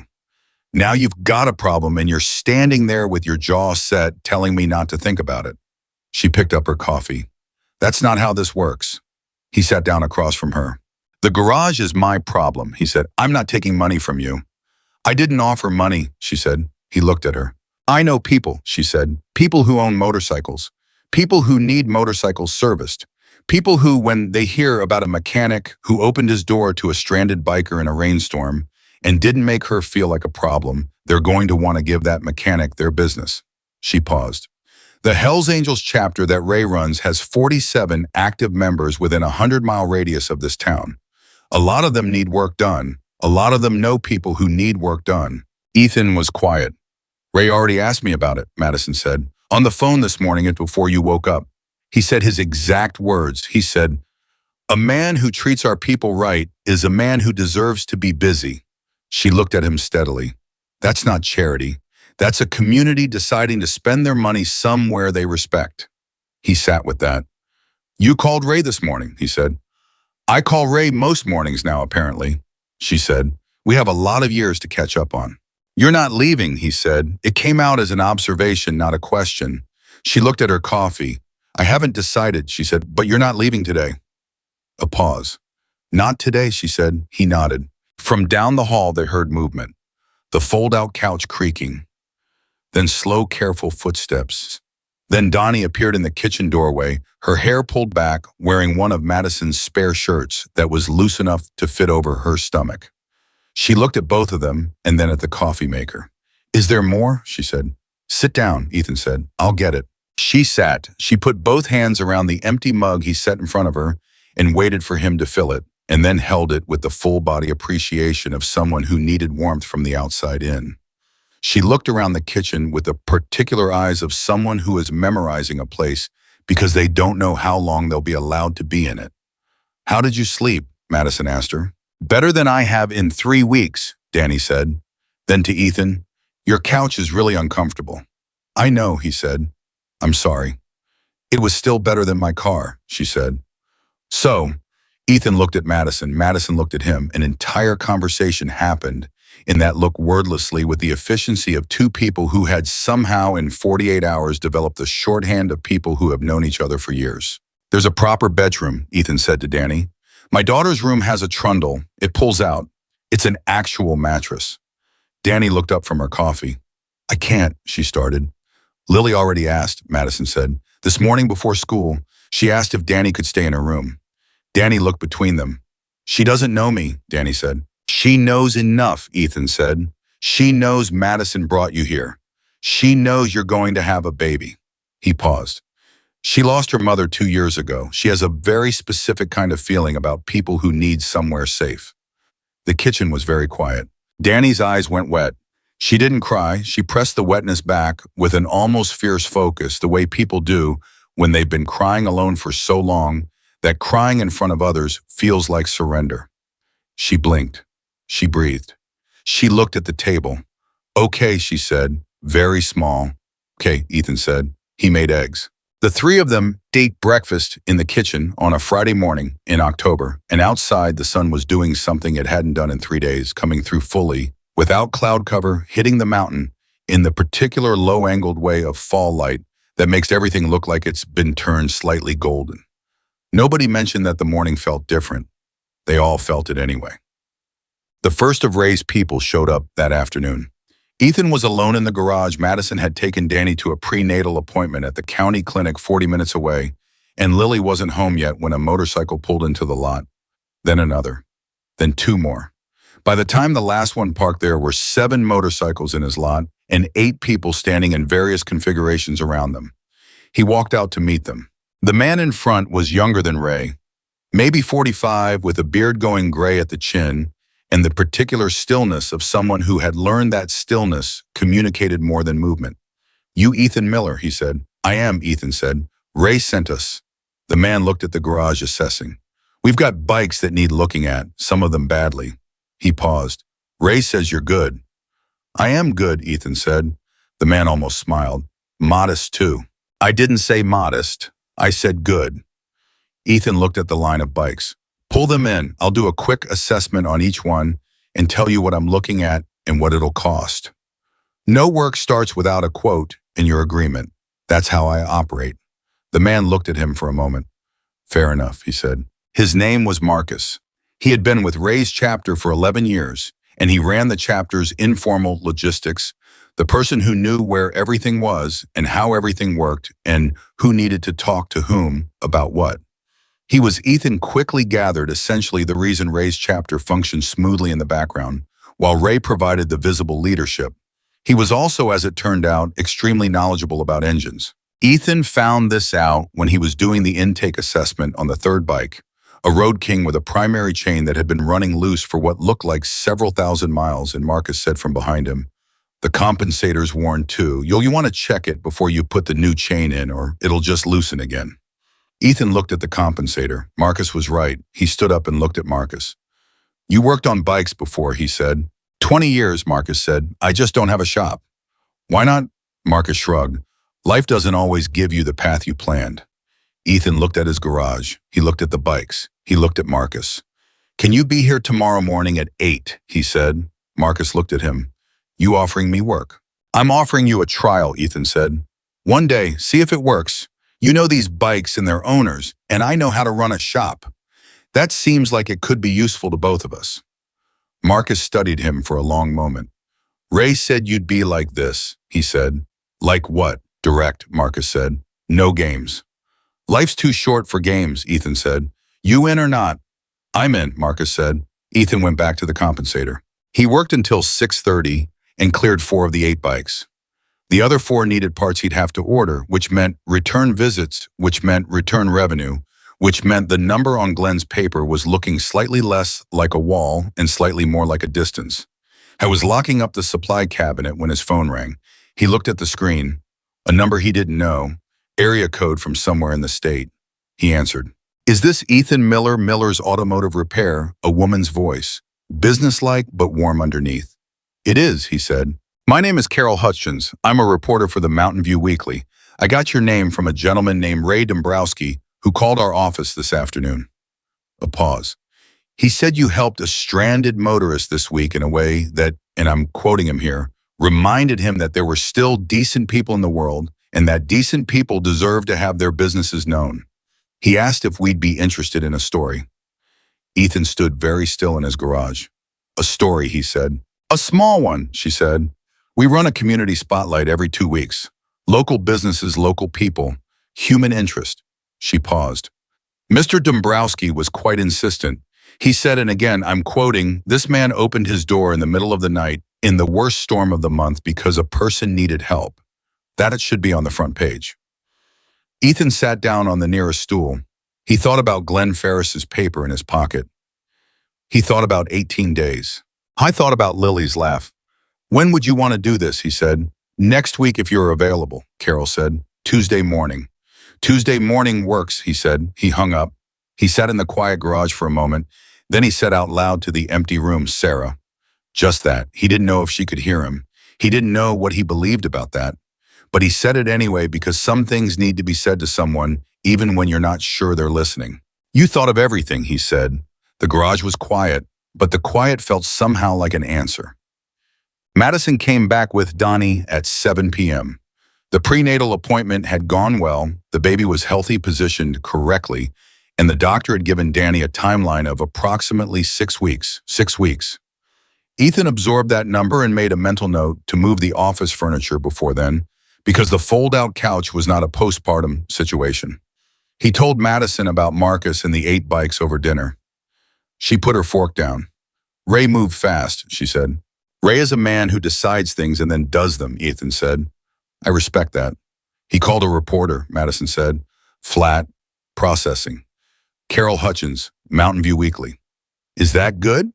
"It could be very good," Ethan said. "Local press in a town like this, the right story in the right paper, people read it. People talk about what they read. People bring their cars to places they've heard of." He paused. "Glenn needs his rent in 18 days. Madison looked at him steadily. "You're going to make it," she said. "I'm going to try," he said. "No," she said. "You're going to make it. There's a difference." He looked at her. She had changed in small ways in the 3 days since she'd arrived in his garage soaking wet. Not dramatically, she was still, Madison still contained, still wary at the edges. But there was something slightly less braced about her, something that was beginning to take up more space the way plants do when they've been moved from a container to real ground.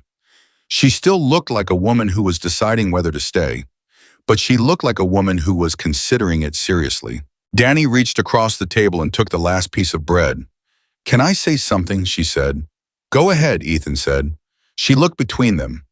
"You two are really weird around each other," she said with the unfiltered directness of a 26-year-old who was too exhausted to have tact. "Like you've been friends for 20 years, but you're also very carefully not talking about something." The silence that followed was approximately 1 second too long. Madison picked up her fork. "We met 4 days ago," she said. "I know when you met," Danny said. "I'm talking about how you act." She ate her bread. "It's fine, I'm just noting it." Lily, who had been very deliberately focused on her dinner and clearly following every word, looked up. "I noticed it too," she said. "You're 9, Ethan said. "I have good observation skills," Lily said. "Madison says they're an important mechanics trait." "I said attention to detail is important," Madison said. "I didn't say use it to embarrass people at dinner."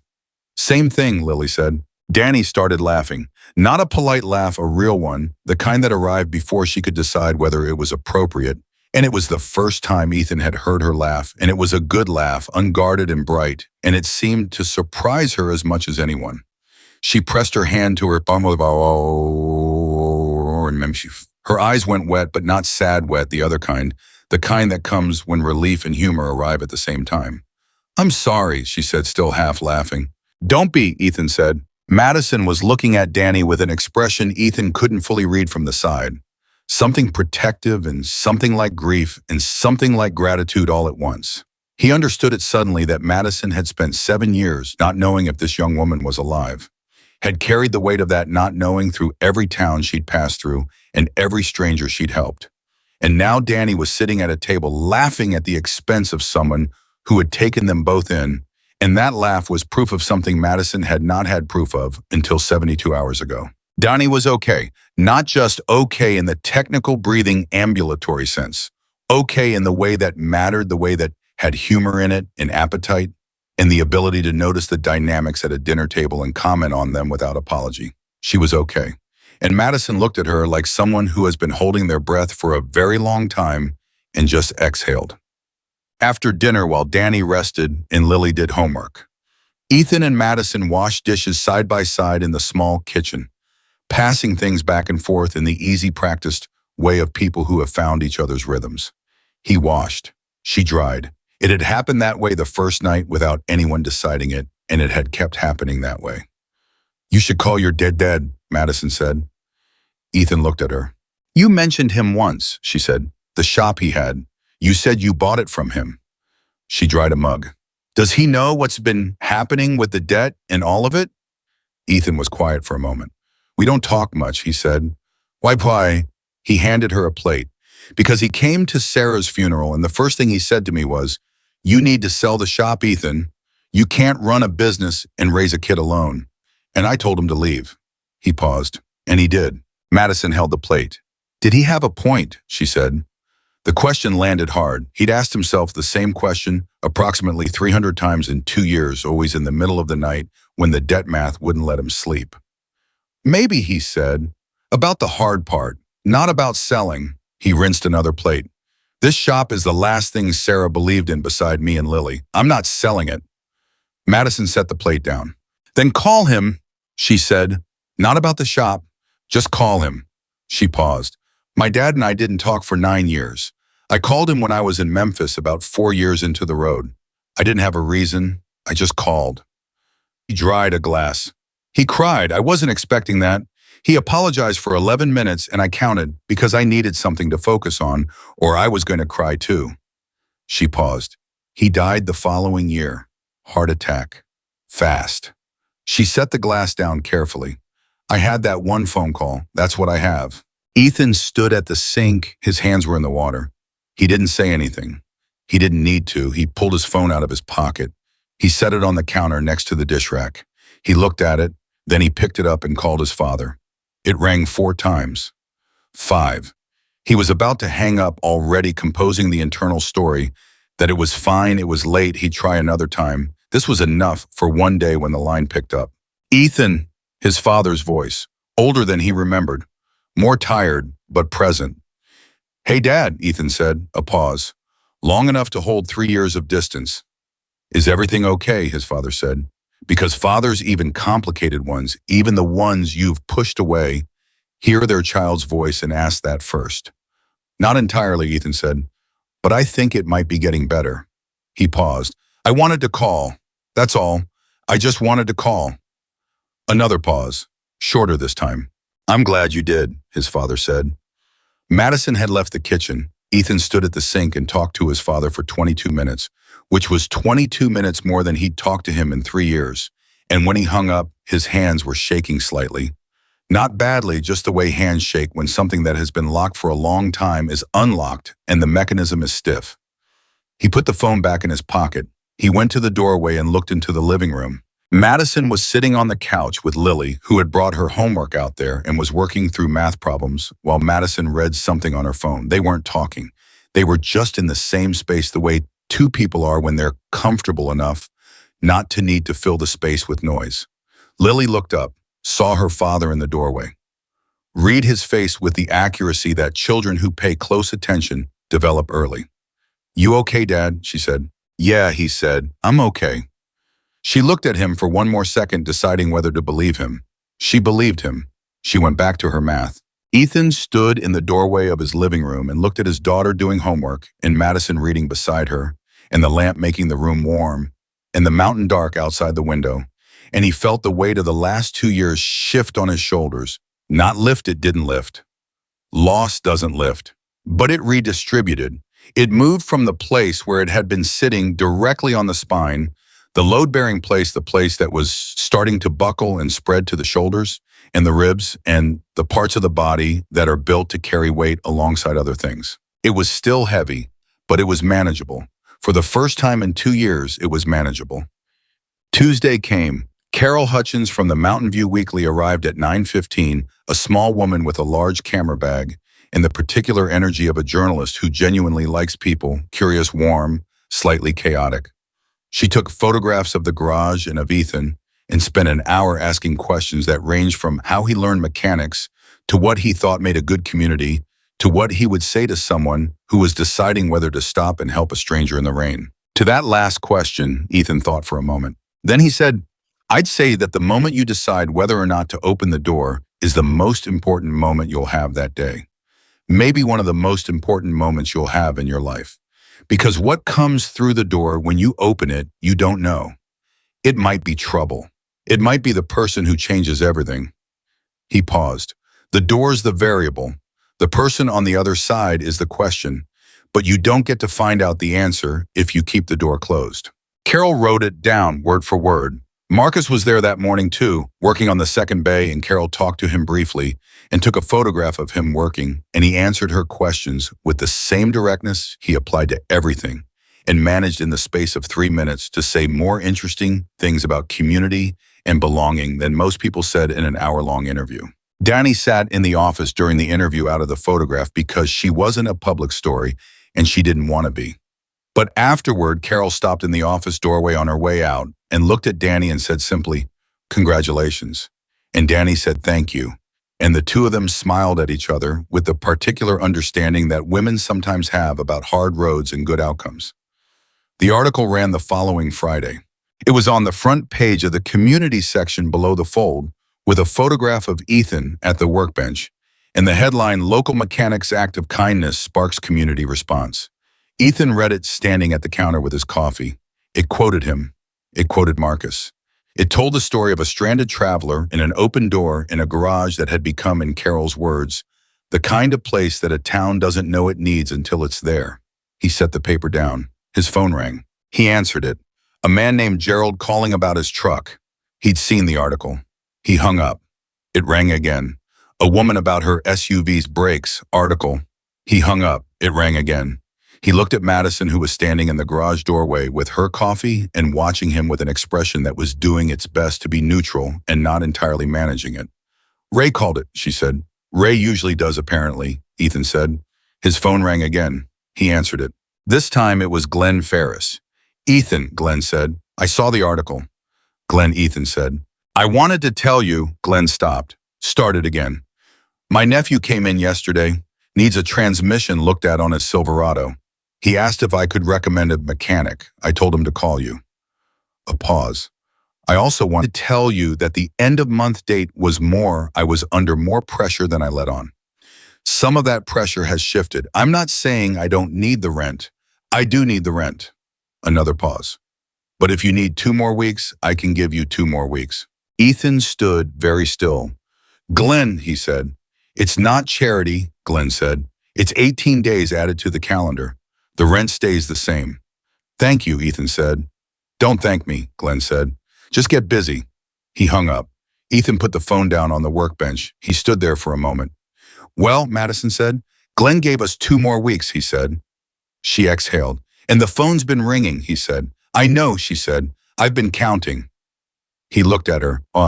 She was leaning against the garage door frame with her coffee and her jacket in the particular set of her shoulders that he had come to read, like a language, the set that meant she was feeling something and managing it and not quite managing it. You're thinking about leaving, he said. She looked at him directly. I'm thinking about a lot of things, she said. Talk to me, he said. She pushed off the door frame. She walked to the second stool, the one she'd claimed as hers over the last week without either of them naming that. That was what had happened. She sat down. She put her coffee on the workbench. I've been on the road for 7 years, she said. 7 years of knowing that my next stop was whatever was over the next ridge, of not having a return address, of being the person who helps and then disappears. She paused. That was the deal I made with myself when I left, that I would keep moving because moving was penance, and penance was the only thing that felt honest.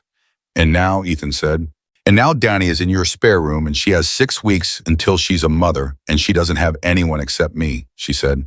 And your phone is ringing and you need help in this garage. And Marcus is good, but he can't be here every day. And Lily, she stopped. What about Lily, he said. Madison looked at the door that led upstairs.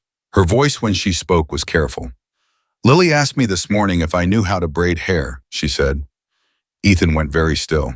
She said her dad doesn't know how and she wants to learn, Madison continued. She said her mom used to do it and she wants to know how before she forgets what it felt like. She stopped. And I sat there in the kitchen and she was looking at me with those eyes. She has the ones that are exactly like Sarah's and I didn't know what to say. Because yes, I know how to braid hair. And yes, I could teach her. But teaching her means being here. And being here means staying. And staying means what, Ethan said. She looked at him.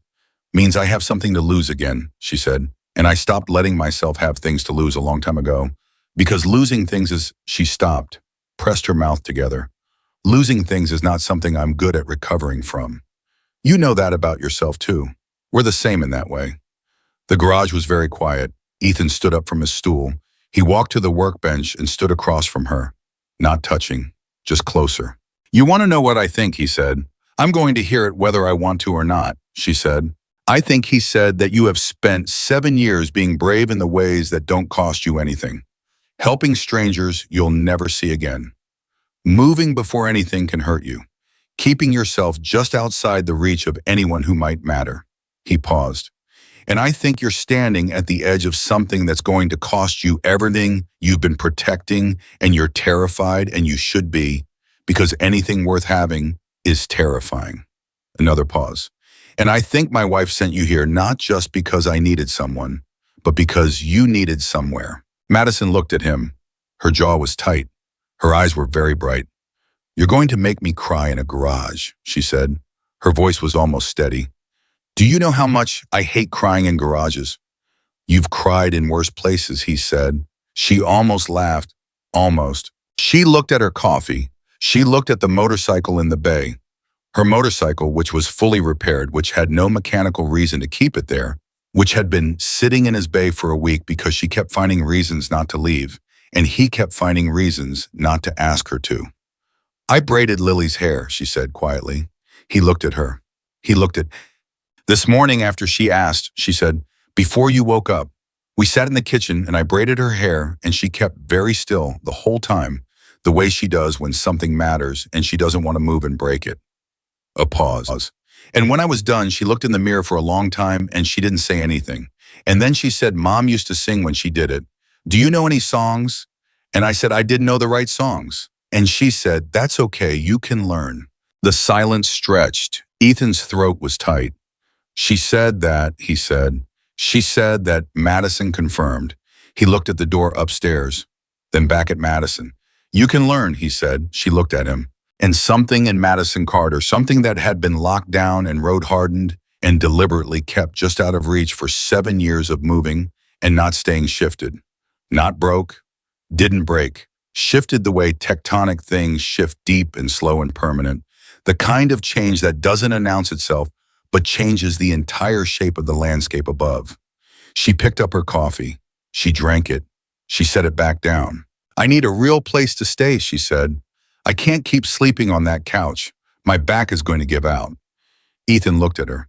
The apartment upstairs has a second bedroom, he said. It's been used for storage for 2 years. I'll clear it out, she said. It's a lot of boxes, he said. I've got time, she said. And Donnie needs to be closer to the clinic, he said. I was going to look at whether the storage room off the back of the garage could be converted into something livable. It's not big, but it has its own entrance, and the plumbing is already roughed in. Madison looked at the wall that separated the garage from the storage space. I can help with that, she said. Marcus probably knows someone who can do the drywall cheap, he said. Probably, she said. They looked at each other. This was not a declaration. It was not a dramatic moment. It was two practical people in a garage talking about square footage and plumbing and drywall. The morning after, the phone wouldn't stop ringing, and the article had run on page 1, and the landlord had given them 2 more weeks. But underneath the practicality, underneath the specifics and the logistics, both of them knew what they were really talking about. They were talking about staying. They were talking about the fact that staying was the hardest and most important thing a person could do, and that Sarah had said so, and that Sarah had been right the way she was always right about the things that mattered most. Ethan's phone rang again. He picked it up. Miller's Automotive, he said. He listened. He reached for the appointment book. He wrote down a name. He said, Thursday at 2 works fine. We'll see you then. He hung up. He looked at Madison. She was already standing up, already reaching for the tools she'd put down when they started talking, already moving toward the second bay, where Marcus's work from yesterday was waiting to be finished. She looked back at him over her shoulder. Get back to work, she said. Yes, ma'am, he said, and he did.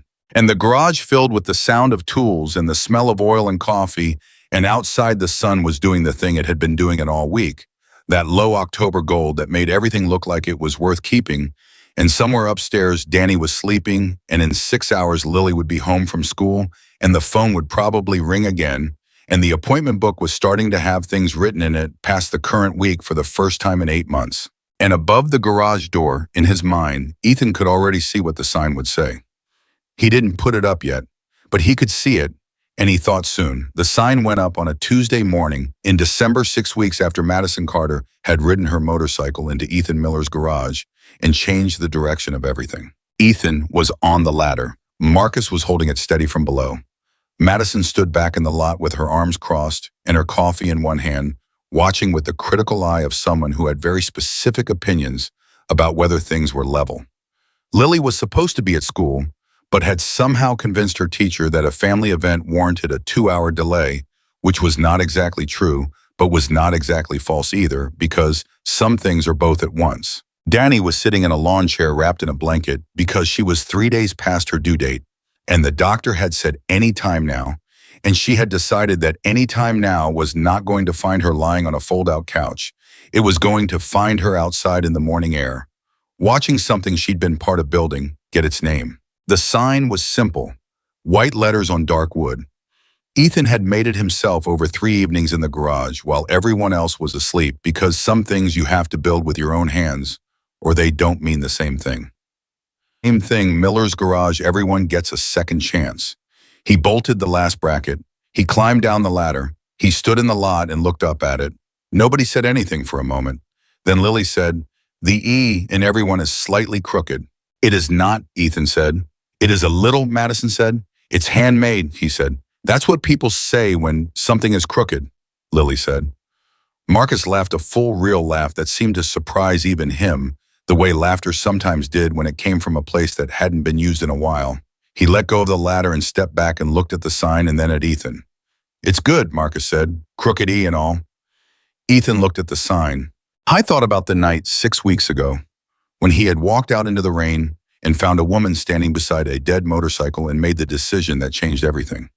He thought about Glenn's paper in his pocket and the phone ringing and the article on the front page, and the apartment cleared of boxes and the storage room converted and the appointment book full past Christmas for the first time in the garage's history under his ownership. I thought about his father, who had driven up from Asheville 2 weekends ago and walked into the garage slowly with the careful walk of a man who was not sure of his welcome and had stood in the middle of it and looked around at what his son had built. Not just the physical space, but the atmosphere of it, the way people moved through it, the way Marcus operated with the ease of someone who had found his right place, the way the whole thing had the feeling of somewhere that worked and had said very quietly, "Your mother would have loved this." And Ethan had said, "Yeah, Dad, she would have." And they had stood there together for a moment the way fathers and sons stand when they've been apart too long and found their way back without quite knowing how. And it was uncomfortable and imperfect, and it was enough. I thought about Lily, who had been the truest compass through all of it, who had cracked open to Madison with the fearless instinct of a child who recognizes warmth when she feels it, who had asked the braid question and said, "You can learn," and meant it with her whole heart, who had started bringing her homework to the garage again, the way she used to before Sarah died, sitting on the metal stool and asking questions about everything and demanding real answers, coming back to herself in the way that children come back when the adults around them stop pretending everything is fine and start actually making it better. I thought about Danny, who was sitting in a lawn chair 3 days past her due date and had turned out to be one of the fiercest, funniest, most unexpectedly essential people he had ever met, who helped with invoicing without being asked, who had a memory for detail that made her invaluable in the office, who cooked on the nights when Ethan and Madison were both too deep in the garage to surface, and who had stopped looking at the door like she expected to be asked to leave through it.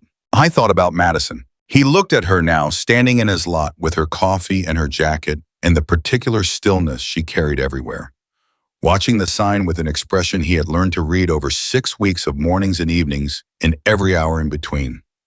It was the expression she got when something had turned out to be real, when something she had allowed herself to want had actually arrived.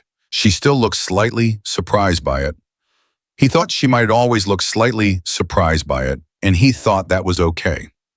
Some people spent so long outside of good things that the good thing's persistence continued to astonish them even after it had firmly established itself. He walked over to her. She looked at him sideways. "Crooked E," she said. "It's character," he said. "That's what crooked is called when you refuse to fix it," she said. He stood beside her and looked at the sign. "You know what I keep thinking about," he said. "What? The rainy night, walking out to you. I keep thinking, what if I hadn't? What if I'd looked at the rain and decided it was too late and closed the door?" He paused. "Everything would have been different. You would have opened it eventually," she said. "That's who you are." "You don't know that." "Yes, I do," she said. "Sarah knew it. That's why she sent me here specifically. Not to a random mechanic. Not to a good person in the abstract. To you." She looked at him. "She said you were the only person she trusted to open the door even when it was raining, even when it was late, even when it was hard." His throat was tight. "She gave you a lot to carry," he said. "She gave me the right thing to carry," Madison said. "There's a difference."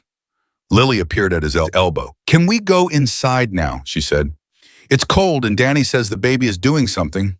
They both turned. Danny was no longer in the lawn chair. She was standing beside it, one hand on the armrest, one hand on her stomach, with an expression that was very focused and very calm, in the particular way that focus and calm arrive when the body has taken over from the mind. She looked at them. "I think," she said very evenly, "that it might be time." The baby arrived at 4:47 p.m. at Clover Ridge County Hospital, delivered by a doctor named Patricia Osman, who had a laugh like a foghorn and hands that were absolutely certain. And the baby was a girl, 6 pounds, 11 ounces, with a full head of dark hair and the wide-open eyes of someone who had just arrived in a very large place and was already paying attention. Danny named her June. She said it was because June was the month she had decided to stop running, which was technically incorrect since it was December, But nobody argued with a woman who had just delivered a 6-pound, 11-ounce person, so June it was. Madison was in the waiting room when it happened. She had been there for 7 hours working through her phone with the focused energy of someone who needed something to do with her hands, or she was going to fall apart. And when the nurse came out and said, "It's a girl and she's perfect," Madison sat very still for a moment and then put her face in her hands and stayed that way for a while. Ethan sat next to her and didn't say anything. After a while, she lifted her face. Her eyes were red. Her jaw was set. She looked like someone who has been through something and is still in the process of understanding what it was. 7 years, she said. I know, he said. I spent 7 years thinking I had failed her, she said. And she's fine. She's better than fine. She just named her baby June. A pause. Who names a baby June in December? Someone who's been waiting a long time for something to begin, Ethan said. Madison looked at him. She held the look for a moment. Then she said very quietly, "Ethan." "Yeah," he said. "I'm not leaving," she said. "I want to say it clearly out loud, not as a practical discussion about storage rooms and garage bays. I'm not leaving. She stopped, started again. "I'm staying. That's what I'm saying." He looked at her. His chest was doing the thing that it had been doing for 6 weeks. The thing he had been patient with, the thing he had not rushed or pushed or tried to name before it was ready to be named. "Okay," he said. "Okay," she said. "Good," he said. "Good," she said. Lily, who was sitting on Ethan's other side and had been listening with the total transparent focus of a child who has stopped pretending she isn't listening, said finally. Ethan looked at her. "Mind your business," he said. "You are my business," Lily said. "Both of you." She looked at Madison. "You're staying." "I'm staying," Madison said. Lily nodded, once, the decisive nod, the one that meant the standard had been met. "Good," she said. "I have more hair questions." Madison laughed, the real one, the unguarded one. And that laugh in the waiting room of Clover Ridge County Hospital at 5:03 p.m. on a December Tuesday with a new baby down the hall and a sign going up on a garage that would change the following year, and the year after that, and the year after that, that laugh was the sound of something landing. Something finding the place it was supposed to be and setting down. 3 months later, Ray came back, not with people this time, just himself. He pulled up on a Tuesday morning just when the garage was busy. 2 bays occupied, Marcus working the third. The phone ringing twice before 10 a.m. and he parked his bike and came inside and stood in the middle of the garage and looked around with the slow, comprehensive look he had. Ethan came over and shook his hand. "You built something," Ray said. "We built something," Ethan said. "You sent the first 8 bikes." Ray waved this off. I pointed. "You built." He looked at Marcus. He looked at the appointment board on the wall, which had names written in it 3 weeks out. He looked at the door that led upstairs. "Madison here." "In the back," Ethan said. "She's finishing an invoice." Ray nodded. He reached into his jacket and pulled out an envelope. He held it out to Ethan. Ethan looked at it. "What is this?" he said. "From the chapter," Ray said. "Not charity, an investment." He paused. "Some of the guys want to know if you'd consider a second bay expansion. The building next to you is empty. Has been for 2 years. We'd put in for half the renovation cost if you'd agree to be the chapter's primary service shop for the region." Ethan held the envelope. He didn't open it. He looked at Ray. "Why?" he said. "The real reason." Ray looked at him steadily. "Because you treated one of ours like a person on the worst night of her journey," he said. "Because you didn't see a patch. You saw a person." He paused. "In our world, that's rare. In any world, that's rare." Another pause. "And because Sarah Miller called me 2 years ago and told me this garage was worth saving, and I told her I'd remember that. I'm a man who keeps his word. It just takes me longer than it should sometimes." Ethan stood with the envelope. "I thought about the rainy night, the storm, the motorcycle engine dying on the highway. The woman standing in the road with her chin up and her guard absolutely in place, and the most complicated 3-word sentence he had ever heard coming out of her mouth, 'I knew your wife.'" He thought about all the doors he could have kept closed. He opened the envelope. The number inside was enough to change the next 5 years.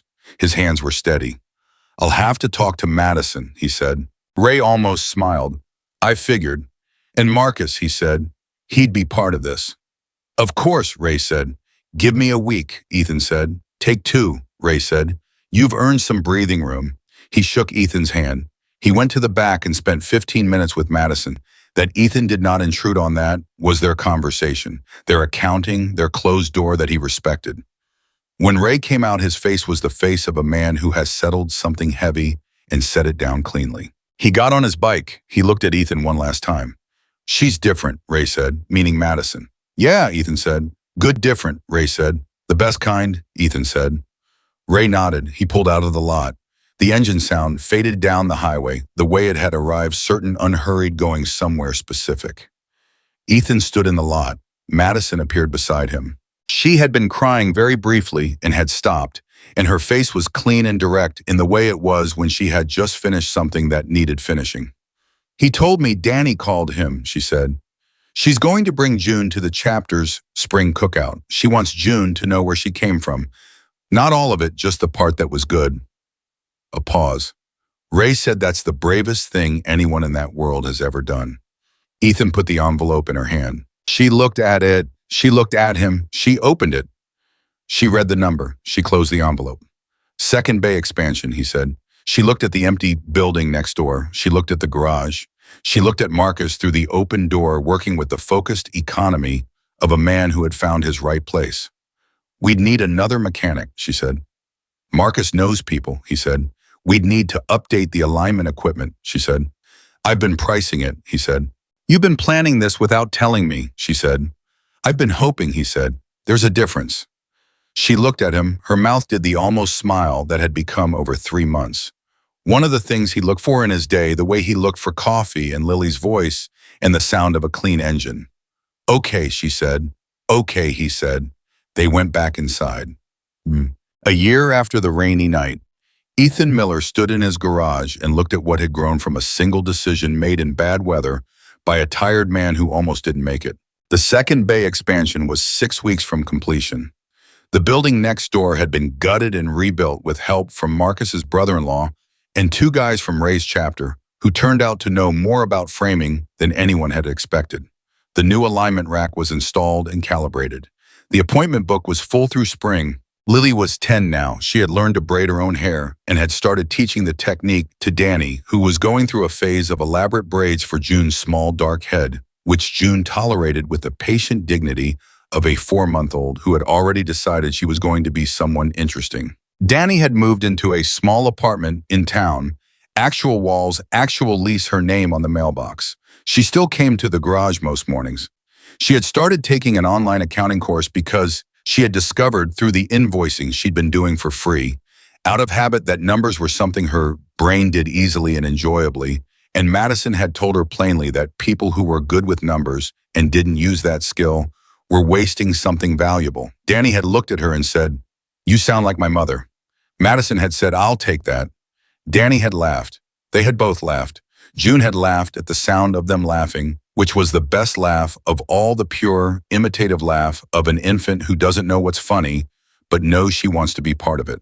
Ethan's father had come back twice. The visits were still imperfect. There were things between them that hadn't been fully said and maybe never would be, and Ethan had made peace with that. Not the comfortable peace, but the real one, the one that costs something and holds anyway. His father had met Madison and had shaken her hand and said, "I hear you've been keeping this place running." And Madison had said, "He was already running it. I just helped him remember he was capable of more." And his father had looked at her for a long moment and said, "Good," in the voice of a man who meant many things at once. The sign above the door still said, "Miller's Garage, everyone gets a second chance." The E in everyone was still slightly crooked. Ethan had left it that way on purpose. He would never fully admit that, but Madison knew and Lily knew, and knowing things about people without needing to announce that you know them was one of the definitions of belonging. I was standing at the workbench on a Tuesday morning in October, exactly 1 year, when Madison came in from the lot with 2 cups of coffee and set one in front of him without a word, the way she had done every morning for 11 months. He took it. He looked at her. She looked at him. 1 year, she said. 1 year, he said. She wrapped both hands around her cup the way she always did, absorbing the warmth. She looked at the garage around her, the tools organized correctly on the wall. The 2 bays occupied Marcus's radio, playing something low and country from the far corner, the appointment board full, the light working in all three bays, because Ethan had finally fixed the flickering fluorescent in the third bay about a month in, and it had felt when he did it like a small but significant surrender to the idea that he deserved a well-lit place to work. "Do you ever think about what would have happened," she said, "if you hadn't walked out?" "Every day," he said. "Less than I used to, but every day." She nodded. "Me too," she said. "I think about what I would have done. Pushed the bike to the next town in the rain, found a motel, left Sarah's letter in my bag for another few months. Kept moving." She paused. "I would have been fine.